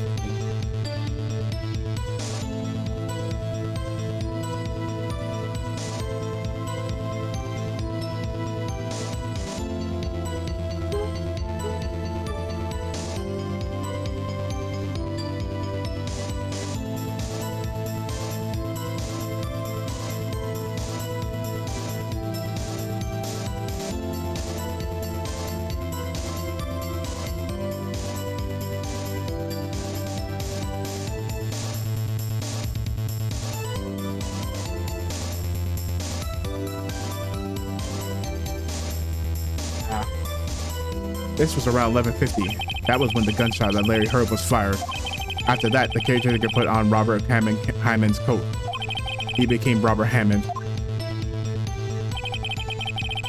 Then he got in the boat with no Edgeworth and went out into the middle of the lake. Then, who fired the pistol on the boat, Mr. Wright?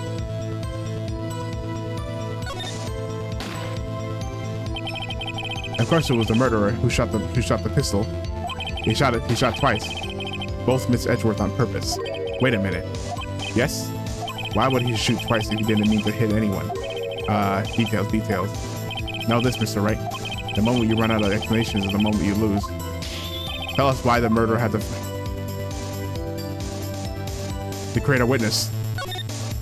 I believe he shot twice to create a witness, Your Honor. Create a witness. The murderer lifted his pistol and fires one shot. That ensures that anyone who heard the shot would look towards the lake, at the lake. Indeed, Miss Hart did exactly that after hearing the first gunshot. Next, the murderer waits a bit and he fires again. Then,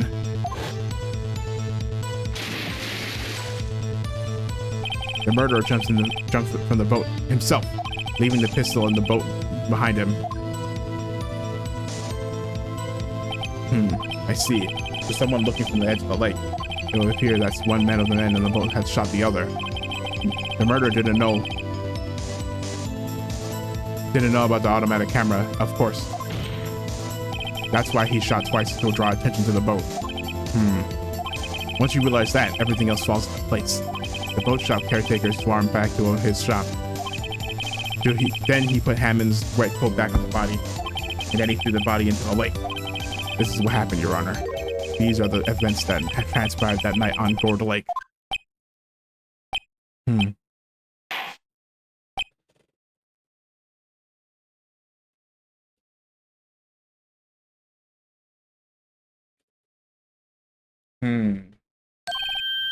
Bailiff.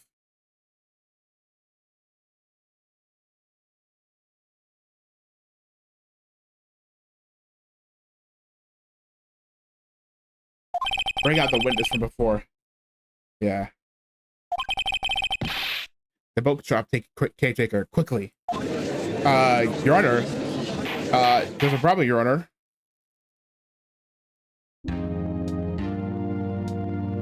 Very well. While we are waiting for the caretaker, I would like to ask the defendant, Miles Edgeworth, a few questions.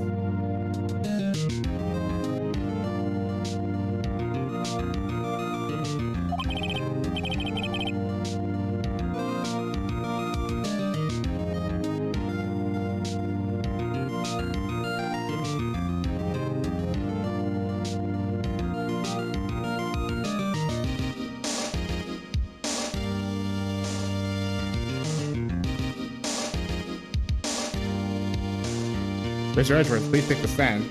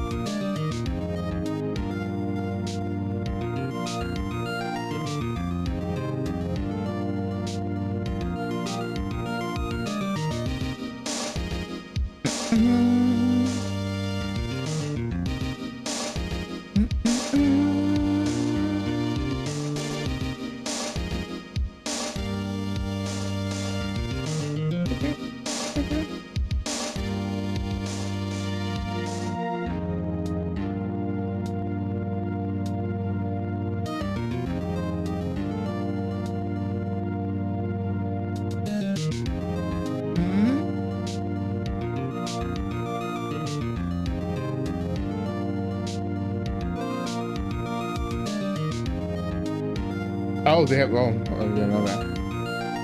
Spoilers. There's ZZZ, new update. I'm not gonna say it.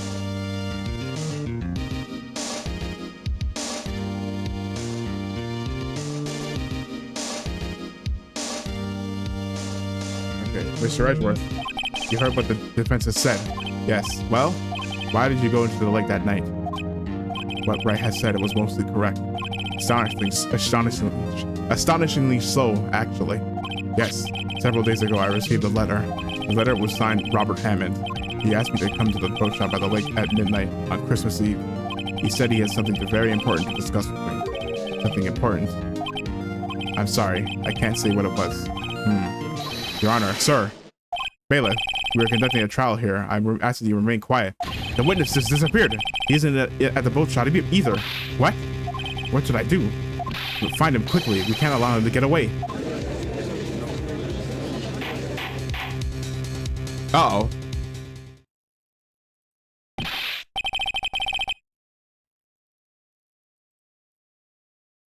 Mr. Von Karma, your witness has disappeared. A search warrant has already been issued.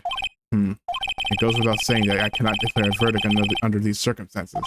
I'll extend the trial until tomorrow, the final day allowed. I request that the police department utilize all its forces to find that witness. Am I understood? One more thing. Just who is the boat shop caretaker? I think his identity has become very important to this trial. I want him, and I want to know who he is. Very well. The court is adjourned.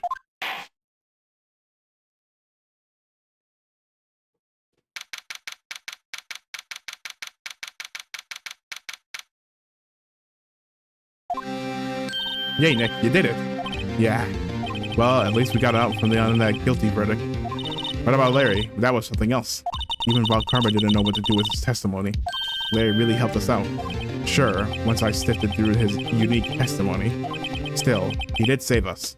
I just wish our cases weren't so down to the wire all the time. I know what you mean. Sometimes I feel like it's us on trial instead of our client. Hey, Edgeworth. Mr. Edgeworth? Did you say something? Don't look so pained. I mean, it looks like you're probably going to get off the hook. You can try smile at least a little. Relax. I'm sorry, but I fear it's not over for me yet. What do you mean? Right. There's something that's been troubling me for a long time now, and I don't know whether or not to tell you. Edgeworth? No, there's still a little time left. I want to tell you to get it off my chest, but I can't make up my mind. What is this about, Edgeworth? It's a nightmare I've had. A memory of a crime that I committed.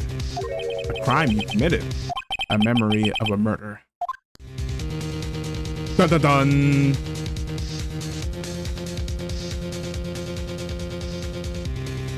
But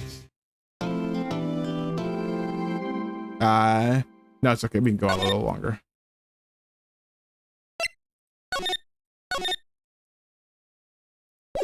We can go on a little longer. I might have to stop in the middle of the investigation, but it's fine. What was Mr. Edgeworth talking about? A memory of a crime that I committed. A memory of murder. Do you really think Mr. Edgeworth killed? I don't believe it. Not Edgeworth. Some painful memory has been troubling him recently, but he never takes someone's life. Never. Nick. Yo, how's everybody doing? What do you think of my performance today? I had him swooning in the aisles, huh, Maya? Swooning? Me? Oh, yes, I do remember feeling faint. Right on, tell me the truth. It was like love at first sight, right? Right, Nick? Me? Well, maybe my heart skipped a beat or two. I think you can do better than that. Come on, I saved Edward in there, dude. Edgy. You guys should be bowing before me. Yeah, bow before your hero.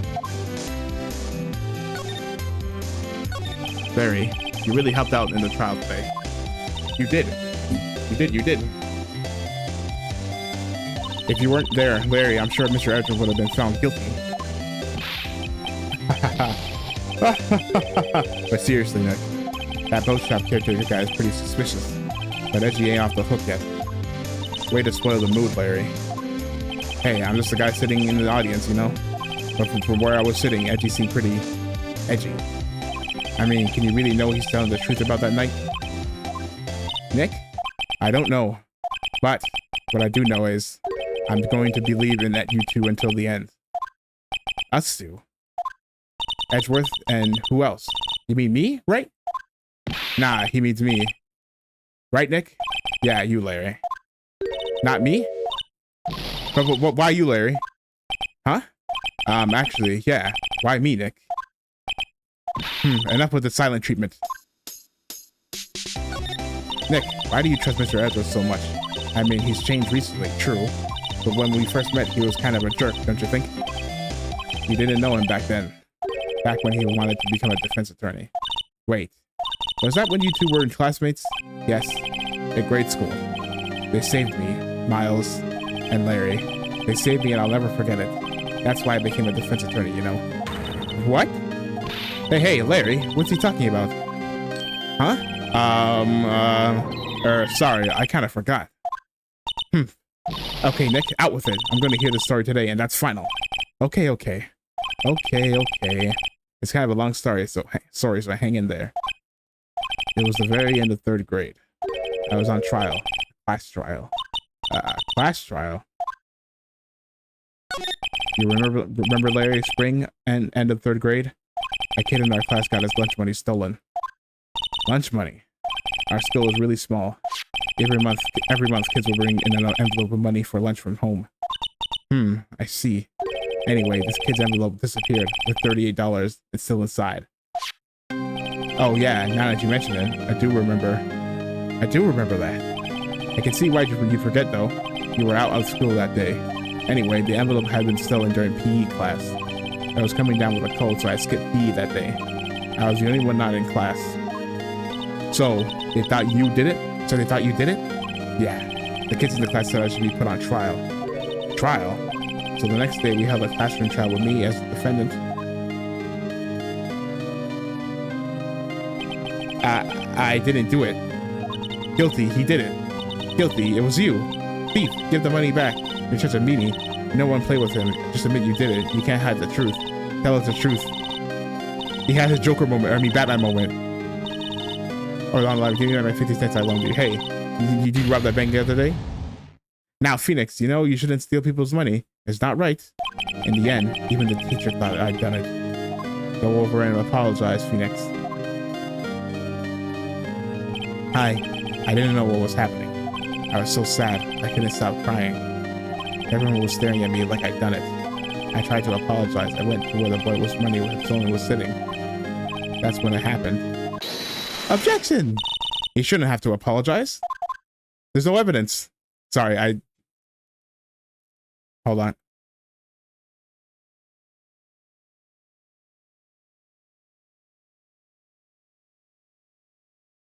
Anything else? I missed it. No evidence. Anything else have no place. You should be ashamed of your shamed. Amateurs. Miles? The OG. It wasn't you who stole my money, was it? Oh, the person who got the money was stolen was his. No, then you shouldn't apologize. Everyone's been shouting you did it, but no one has any proof. That is why, Your Honor, the boy is innocent. But Miles, it was your money that was stolen. Yeah, he did it. He's the one. You don't need proof. Why don't you all just shut up? This is always how it is. Everyone ganging up on picking on one person. Just think how he feels. He said he didn't do it, so he didn't do it. His defenders. Very well. I will replace the money in myself. This class trial is over. Lol, rip teacher, minus $38. That's how it happened. After that, the three of us were the best of friends. Aww. Wow, I had no idea. Yeah, I had no idea either. I mean, I forgot. That's when I learned that what it meant to be alone. Totally alone without a friend in the world. You did a good thing, Larry. Yeah, well, I was just lucky that I took the day off of school. If I had been there, they would have thought I'd done it. So I took it kind of personally, see? When something smells, it's usually the butts. Anyway, Edward and I talked at that class trial. That's when I heard his father was a defense attorney. I remember his eyes would shine when he talked about his father. I'm going to be a defense attorney just like my father, a famous defense attorney. Then a few months later, he suddenly transferred to another school. The DL6 incident. Right. I'm not sure, but the transfer probably had to do with his father's death. That's so sad. It was several years later when I heard Edgeworth's name again. There was an article about him in the newspaper. The headline was something like Dark Suspicions of a Demon Attorney. Fabricating evidence, manipulating testimonies, covering up facts. The article said he'd do anything to get a guilty verdict. Anything. But why? What happened? I mean, that's not the Edgy I used to know at all. That's what I thought too. I tried to get in touch with him I don't know how many times. He never replied. I guess he didn't want to see his old friends. I couldn't just drop it though. I wanted to meet him to learn why he had become who he became. That's when I decided. Wait, you don't mean that's why you became a defense attorney?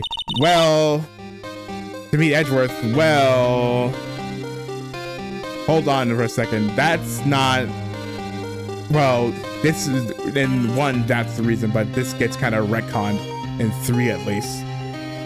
Well, we'll see when we get to it eventually. For now, take this as the truth. If I was a defense attorney, I knew he'd have to meet me, whether he wanted to or not, in court. Edgeworth believed in me, and I believe in him. He's in pain, and no one's on his side. I'm the only one who knows. I'm the only one who knows the real Edgeworth. I'm the only one who could help him, bro. Yo, yes, sir. Whoa, Nick. So is that why you helped me out for free? Yeah, actually. I helped you because I believed in you. Except I don't remember saying I'd do it for free. Anyway, aw, Nick. We have to save Mr. Edgeworth if it's the last thing we do, okay? Right. It very well may be. First, there's that rental boat shop caretaker. We need to find out who or what he is. I'd settle for who. Guess I can clean out my son's evidence I no longer need. Okay, let's go. Okay, well, see you, Larry. Get out.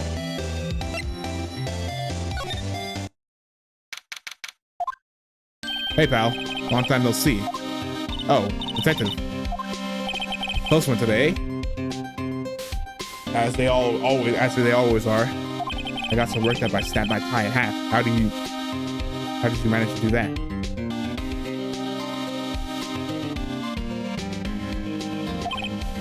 Sorry about that. No problem, pal. Thanks to you, we now know who really did it. You mean the boat shop caretaker? Look, I'll make you a promise. I'll have that scoundrel in my custody by trial time tomorrow. Come what may, it's my duty to you as a police officer. Now I'm off to catch me a criminal. I'm off to catch me a criminal. Detective Gumshoe sure is active today. Oh, one other thing. Eek? That one can go into the woods today. The woods where Lala was camping. The woods are off limits to camping, apparently. Off limits to camping, apparently the park ranger found out. He got pretty mad. No one can go in for a while. I guess Lala's in a lot of trouble. Anyway, I'll be seeing you tomorrow.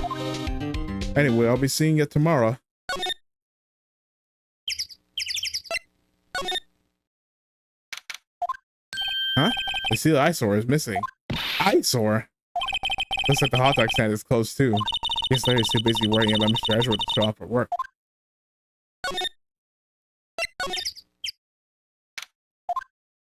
That old caretaker got away. Yep. I never imagined he might be the real murderer. Ahem. Huh? I know that criminal can throw anywhere. What is you doing here, Grossberg? Hello. What might you be doing here? Out for a walk, the days of my youth, like the scent of lemon, fresh lemon. You see, Mr. Grossberg. This is no time for idle reminiscing. What's up, Lordo? Mr. Edgeworth's trial ends tomorrow. That is true, yes. But from what I saw of today's trial, Edgeworth should be fine, right? Well, I'm not sure about that. Ho, what do you mean by that?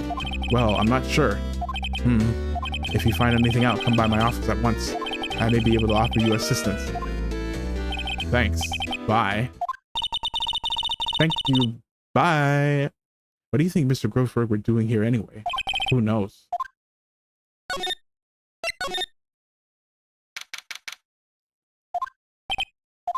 Nobody's home. Nobody home.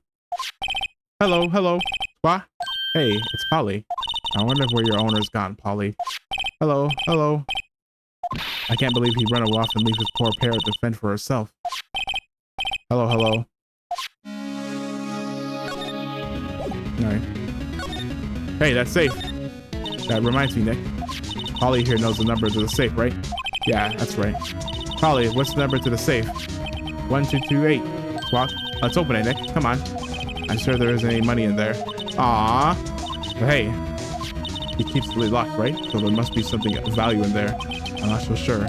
Okay, next let's see what's in there. I guess there might be a clue or two. The only thing in here is a letter. A A letter? Boring. There's no name or signature on this thing. It's handwritten in a very precise, clear letter.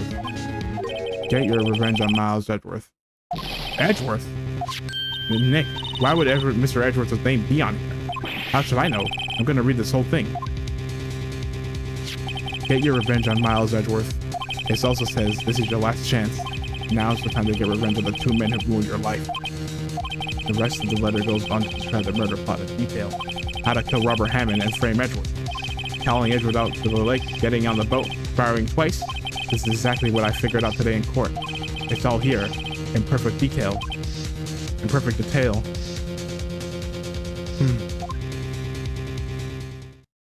What do you think it means, Nick?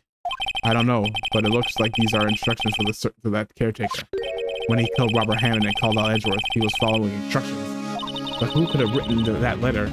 And what does it mean to get revenge on Miles Edgeworth? Look, I don't know, okay?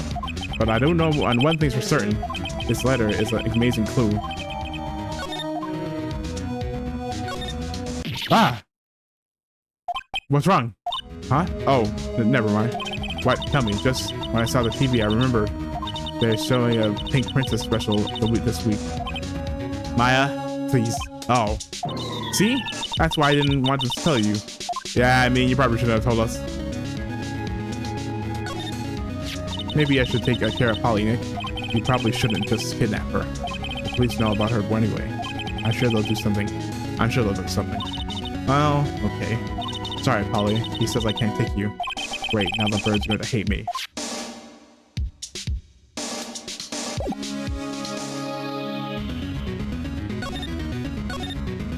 Maybe I should...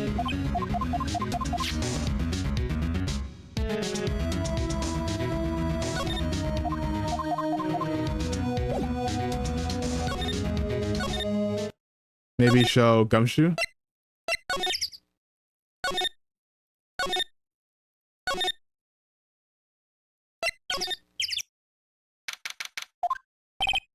Looks like Detective Gumshoe hasn't gotten back yet. Gumshoe? He'll be coming back today. Oh, really? He said there's some guy he had to arrest by tomorrow. The boat shop caretaker. He shouted something about catching you. It's the last thing I do, pal. Good luck, Gumshoe. Ash Edgeworth. You look as grim as always. Mr. Edgeworth, I heard a story about the class trial. Class trial? What do you mean? You don't remember? No, I don't.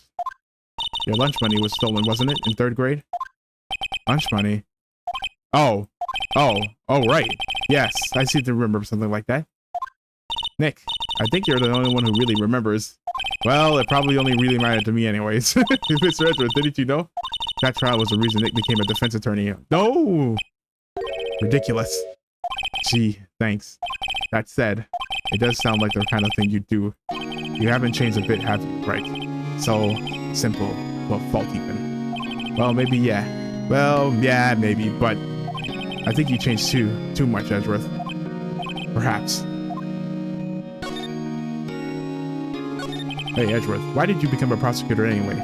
You used to look up to your dad. You said you wanted to be a defense attorney, right? I couldn't let myself deny reality like you. What do you mean? My father was taken from me, and you wanted me to defend criminals? I'm sorry, Wright, but I'm not that good of a person. One suspect was apprehended in your father's murder, right? Yes, the man trapped in the elevator with my father. His name was Danny Yogi. He had to be the shooter, any way you look at it. Yet, he was found innocent. The defense attorney got him off the hook. That would be Robert Hammond.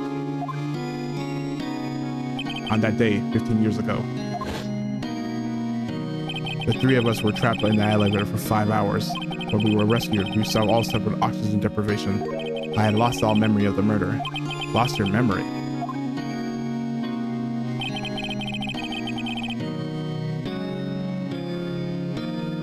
Even now, I can't recall what happened in the elevator.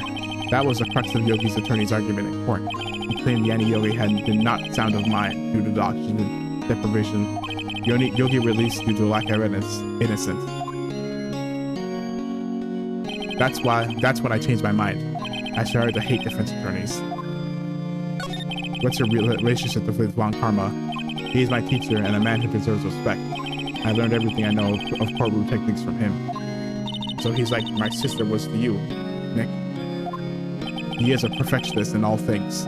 In court, in his personal life, he is obsessed with doing everything perfectly. Perfectly, huh? In all cases, he has taken on none were left unsolved, and not one suspect was declared innocent, ever. But that's... I know. It's possible some of the suspects were indeed innocent. However, it is impossible for us to accurately determine that in every case. All of our karma does is his job to find the suspect guilty perfectly. In any case, it's nigh impossible to find a weakness in him. Should a weakness appear, he would do everything in his power to make it go away. Edgeworth? If what you're saying is true, you're heading for a guilty sentence tomorrow. He's right. Now is not the time to praise the enemy, Mr. Edgeworth. It's a strange situation in which I find myself, I'll admit. No kidding. Hey, what do you feel about, this?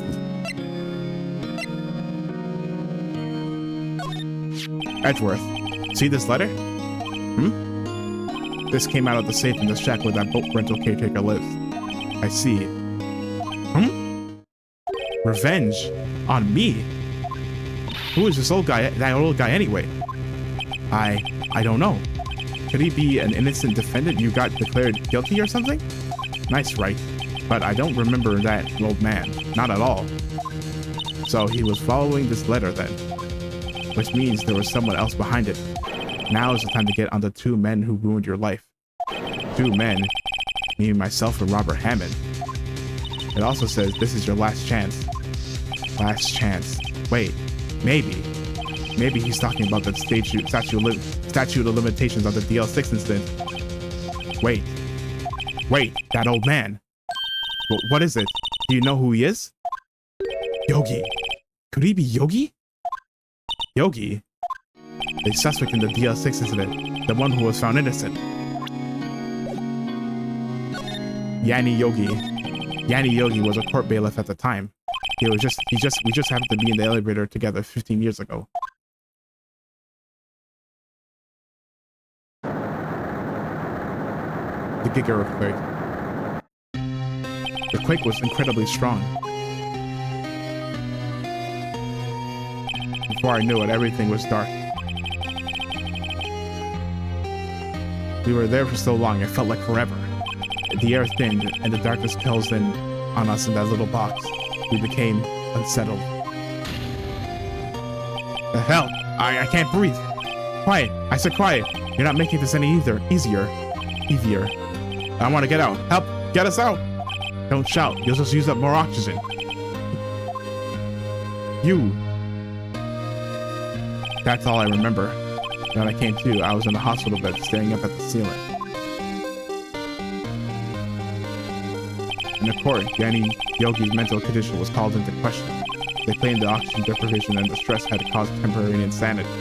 In the end, it came past the court and Yogi was found innocent. Huh, but isn't that strange? This letter tells him to get revenge on Edgeworth. Why would he want to take revenge on you? Right. Yeah? There's something that's been troubling me these last few days. I didn't know whether or not I should tell you. You mean the nightmare? It's a nightmare I've had. A memory of a crime that I committed. A crime you committed? A memory of a murder. Ooh, that's what I'm gonna call this part. I think the time has come to tell all. Let's go. That's the time to psychoanalyze Edgeworth. It's your armchair therapist, Phoenix Wright. For the last 15 years, I've always had the same dream almost every night, or skate. I wake up in a fearful sweat every time. What kind of dream? It's a dream about my father's killing in the dark. Help! I can't breathe. Quiet, I said. Quiet! You're not making this any easier. I want to get out. Help! Get us out. Don't shout. You'll just use up more oxygen.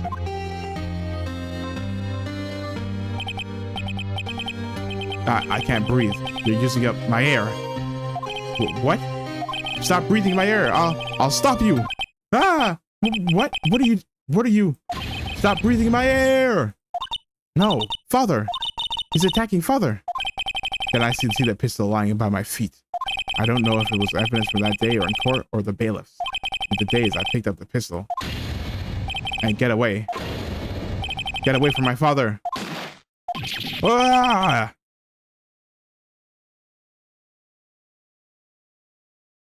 And with that scream, I wake. And it's a bone-chilling scream.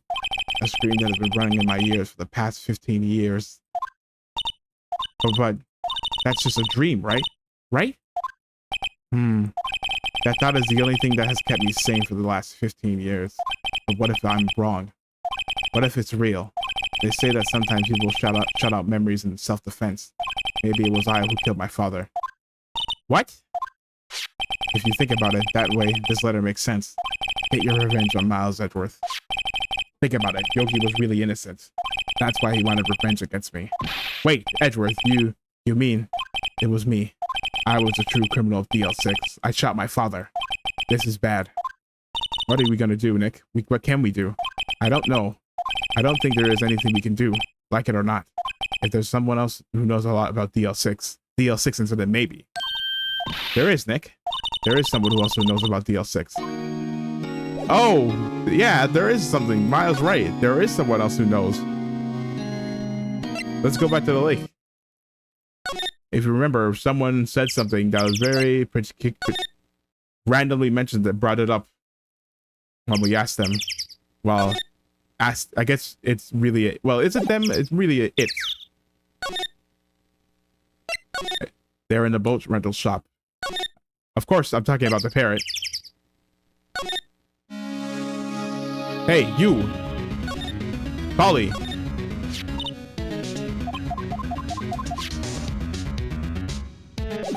Oh, maybe. Okay, maybe, hold on. Oh, wait, hold on. Maybe I jumped the gun.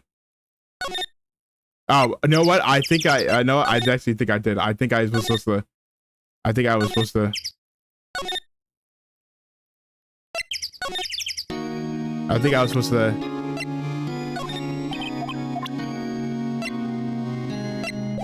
Or maybe I'm going to criminal affairs? No? There is someone we can ask about. Okay, maybe.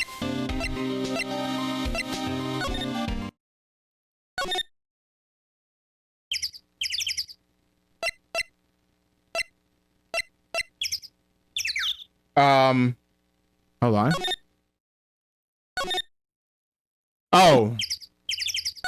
Oh, wait, can we go to not him? One day left, Nick. Yeah, I know. Well, no, not this. Let's go to... Yeah, this guy. But Mr. Grossberg. Ah, hello there. What's wrong? You look troubled. No kidding. I can't believe you're not. My. Just calm down and tell me what's happened, hmm? It's Mr. Edgeworth. He...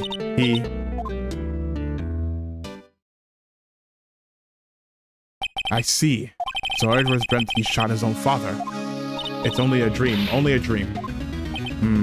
I wonder. What? If that's the case, then why do you two look so troubled, Well... Also, consider this. Yogi quite certainly holds a deep grudge against Miles Edgeworth. So deep he'd want to frame him for murder. This leads me to surmise that Mr. Edgeworth's dream was not a dream, it was real.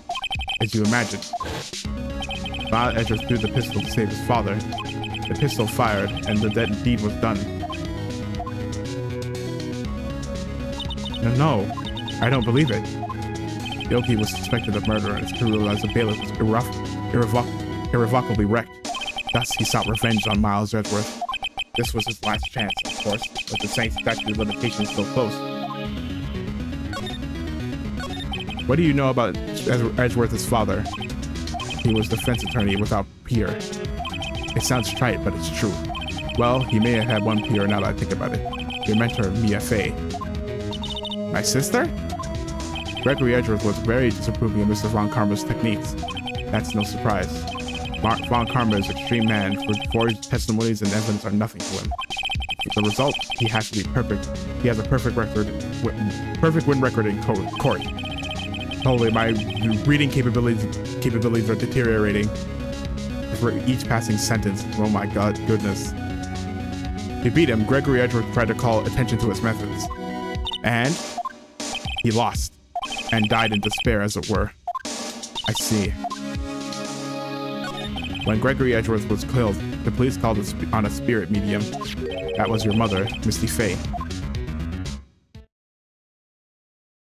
I am Gregory Edgeworth. I have been killed. The other one who shot me was the bailiff, Yanni Yogi. Yeah, Yogi was found innocent.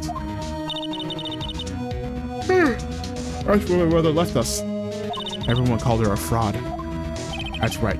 Everyone thought she was, you see. Yet, now that I think about it, it seems the one who lied was Gregory Edgeworth's ghost. Gregory Edgeworth was the known who shot him. I don't believe it. So you're saying he falsified his testimony? That Edgeworth's dad lied to protect his son? It's only a possibility, mind you. But a possibility nonetheless. Hey, you see this letter? Oh ho! So this is the letter. It does seem that Yogi was following this letter, but he killed Hammond. But why kill Robert Hammond? Hammond was a skilled defense attorney, but he defended clients not for their sake, but for his own. Huh? His own sake. He never trusted his clients that way. The only thing he trusted was his own ability. But he got his client found innocent, so why should it matter? Actually, my dear, it's quite different. He won that innocent verdict for no one but himself. Yogi was a free man, but socially, he was ruined. Huh? You'll understand soon enough. You'll understand soon enough. Wait. What is it? This handwriting. This letter. I've seen this handwriting somewhere before. A long time ago. Whose handwriting was this? Do you have any idea who wrote this?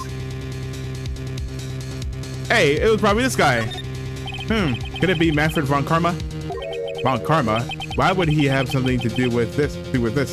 Well, I'm not sure. Von Karma? Von Karma? Yeah, I just shot in the dark. Wait, you're right, my boy. This is Von Karma's handwriting. I'm sure of it. I used to see it all the time on court records. What? But that means the one who told Mr. Yogi to kill was correct. Manfred von Karma himself. What does this mean then? Why would Von Karma want to frame Edgeworth? If it truly was Von Karma who wrote this letter, then he would know the truth. He would know that Miles Edgeworth would have accidentally killed his own father. Huh? He'll say as much as tomorrow in court, I should think. Now press the point until the court finds Miles Edgeworth guilty. Oh no. But how could Von Karma know about Mr. Edgeworth's past like that? Even Mr. Edgeworth thought it was just a nightmare. That I do not know. Yet I do know that Von Karma is both persistent and a perfectionist. Maybe he's seeking to satisfy a grudge against Gregory Edgeworth by hurting his son. What do you mean? It was 15 years ago. Von Karma met Gregory Edgeworth in court, and Von Karma did win. But he didn't make it through the trial and scarred. What happened in the trial between Edgeworth's dad and Von Karma? Von Karma got the guilty verdict he wanted. He won the trial, but Gregory Edgeworth accused him Von Karma of faulty evidence. And though he lost the trial, Mr. Edgeworth's accusation stood. Faulty evidence. It was the only penalty Von Karma has ever received in his career as a prosecutor. Gregory Edgeworth dealt a blow into his perfect trial record. Uh-oh, he probably holding a grudge over that. If his record forever be besmirched by that penalty. Wow. It must have been quite the shock for Von Karma. He took a vacation for several months after that, you see. A vacation? Yes, an unusual event for the man. That was the first and the last vacation he's taken in many years of prosecuting. Odd. Really? He doesn't take vacations. Like go to the sea or to the mountains? Don't tell me he's never been to Europe. You have strange ideas about vacation, Maya. In any case, that was the only time he took a vacation from work. I believe the penalty upset him quite a lot. Odd. If he wanted to keep a perfect record so badly, why would he take such a long vacation? What do we do, Nick? Von Karma is going to bring up the DL6. You can bet on it. What if Mr. Edgeworth pleads guilty to DL6? I won't let him.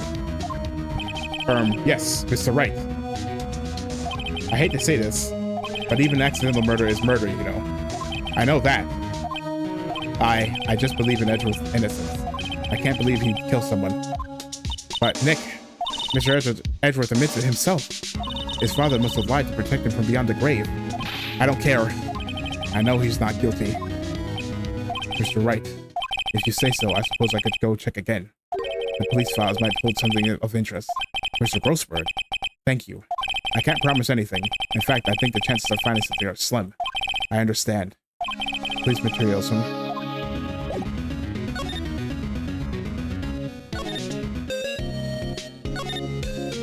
check out Criminal Affairs.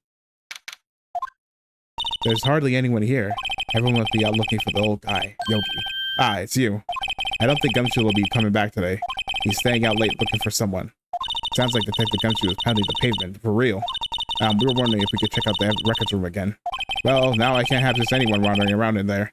But I guess Mr. Von Karma is in there now anyway. You can go in as long as he's there. Von Karma? Oh no! Yes, he just arrived actually. Von Karma's in the records room. Nick, let's hurry. No, the evidence. Dusty as always. We were only just here just yesterday. I'm sure that you haven't had time to clean. What's wrong, Nick? Nothing. I was just noticing that he isn't here. Von Karma. Uh-oh, hey. Huh? One of the drawers here is open. Someone must have been looking in it recently. The label says unsolved cases evidence. No! Unsolved cases? Nick! The file for DL6, it's completely empty. What? What are you doing here? What are you doing in here? Eek! Whoa, hello, front-facing. Von Karma. You? How do you know my name? What are you talking about? Huh? Have we met? What are you saying?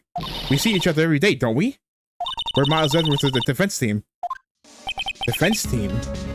Oh, I beg your pardon, you see. I really remember defense attorneys. They're like bugs to me, needless things to be crushed. I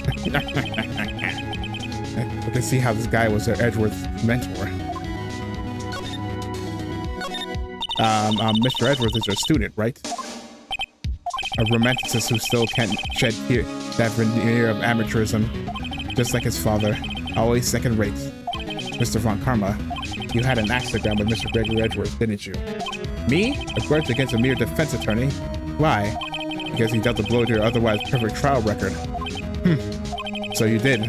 But what I don't get is, why did you take his son under your wing afterwards? The son of your most bitter rival. That, my dear attorney, is none of your business. Tomorrow will be the last day of this trial. It's been a while since I've had a defense attorney last this long. Wait, easy there. Whoa, phrasing, man. Still, you will lose in the end. Miles Edgeworth will admit his own guilt. His guilt of 15 years ago, you mean? You're quite the researcher. If you've done your homework so well, there's certainly must understand. You know what Miles Edgeworth will tell the court tomorrow. We were right. So Von Karma is going to bring up DL6 in court tomorrow. Well, okay, so now we have to do something stupid that could, quite frankly, anyone with a brain, it wouldn't make any sense. We have to show him that we have the letter. Hey, we have this. Mr. Von Karma, have a look at this. This was you, wasn't it? You instructed Yanni Yogi to commit murder. Yanni Yogi. How many years has it been since I've heard him called by that name? He's a fool. I told him to burn it after he read it. Why we... this doesn't never made any sense to me.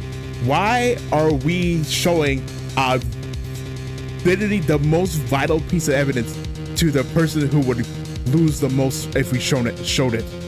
Like, if literally if we showed it to any police officer, like, hey, I have it on good authority that Von Karma wrote this letter. And it done. Trial's done. We're good. I told him to burn it after he read it. Burn it after reading. So you admit it. You wrote Mr. Yogi this letter. Yes, my dear defense attorney. Thank you for taking the trouble to bring it to me. Yeah, this is stupid, Phoenix. Come on, man. You're smarter than this. You've saved me from a lot of needless hassle. What? Nick, what is that thing? Uh-oh. A stun gun for self-defense, usually. Indeed. 600,000 volts will course through your body like a dog touching an electric fence. Oh, I don't like that analogy. 600,000? Oh, don't worry. People don't die from it, usually. Now, give me the letter. No. No! Whoa, what are you? Nick, run! Ah! Oh my god, Maya! She got got. Maya! Out of my way.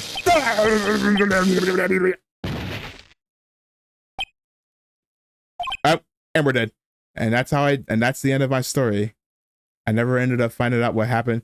How Ron Karma is related to DL6 or prove Edward's innocence.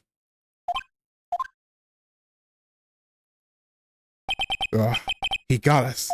The letter's gone, of course, and he took the DL6 evidence, all of it, back to having no clues.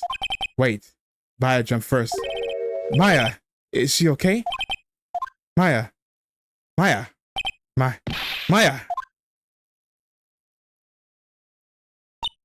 Maya, open your eyes. That bastard, he won't get away with it. Maya. Huh? The letter. Did he take it? Huh? Oh. Yeah. But never mind that. Are you okay? I couldn't stop him. I jumped as fast as I could, but one shot from that thing knocked me out cold. I'm useless. I'm no good as a lawyer or a medium. I can't even call my sister. Not even now when we need her most. I wish I hadn't woken up at all. Don't say that! No! Maya! There has to be some way I can help her. I better do something about her self-confidence first. Huh? Maya. She's holding on to something. What is that? Bullet? DL6 incident evidence number 7. Taken from Heart of Gregory Edgeworth. I remember. Ron Karma was holding this when Maya jumped him. I'll prove it to you, Maya. You're most definitely not useless. I'll prove it to you in court tomorrow. No! Oh, we ended up finishing the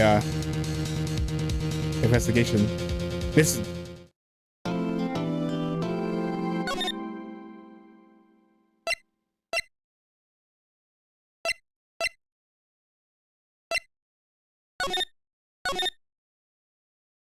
Okay. Now that's okay. So that didn't take that long, so I guess that is gonna be it for me now for today. But as always, before I go, if you like what you saw, please consider leaving a like. Follow me on YouTube, Twitch, Twitter, X, Blue Sky for bad tweets, stream updates, and everything in between. And hopefully I'll see you in the next stream. Bye-bye. Bye. Bye.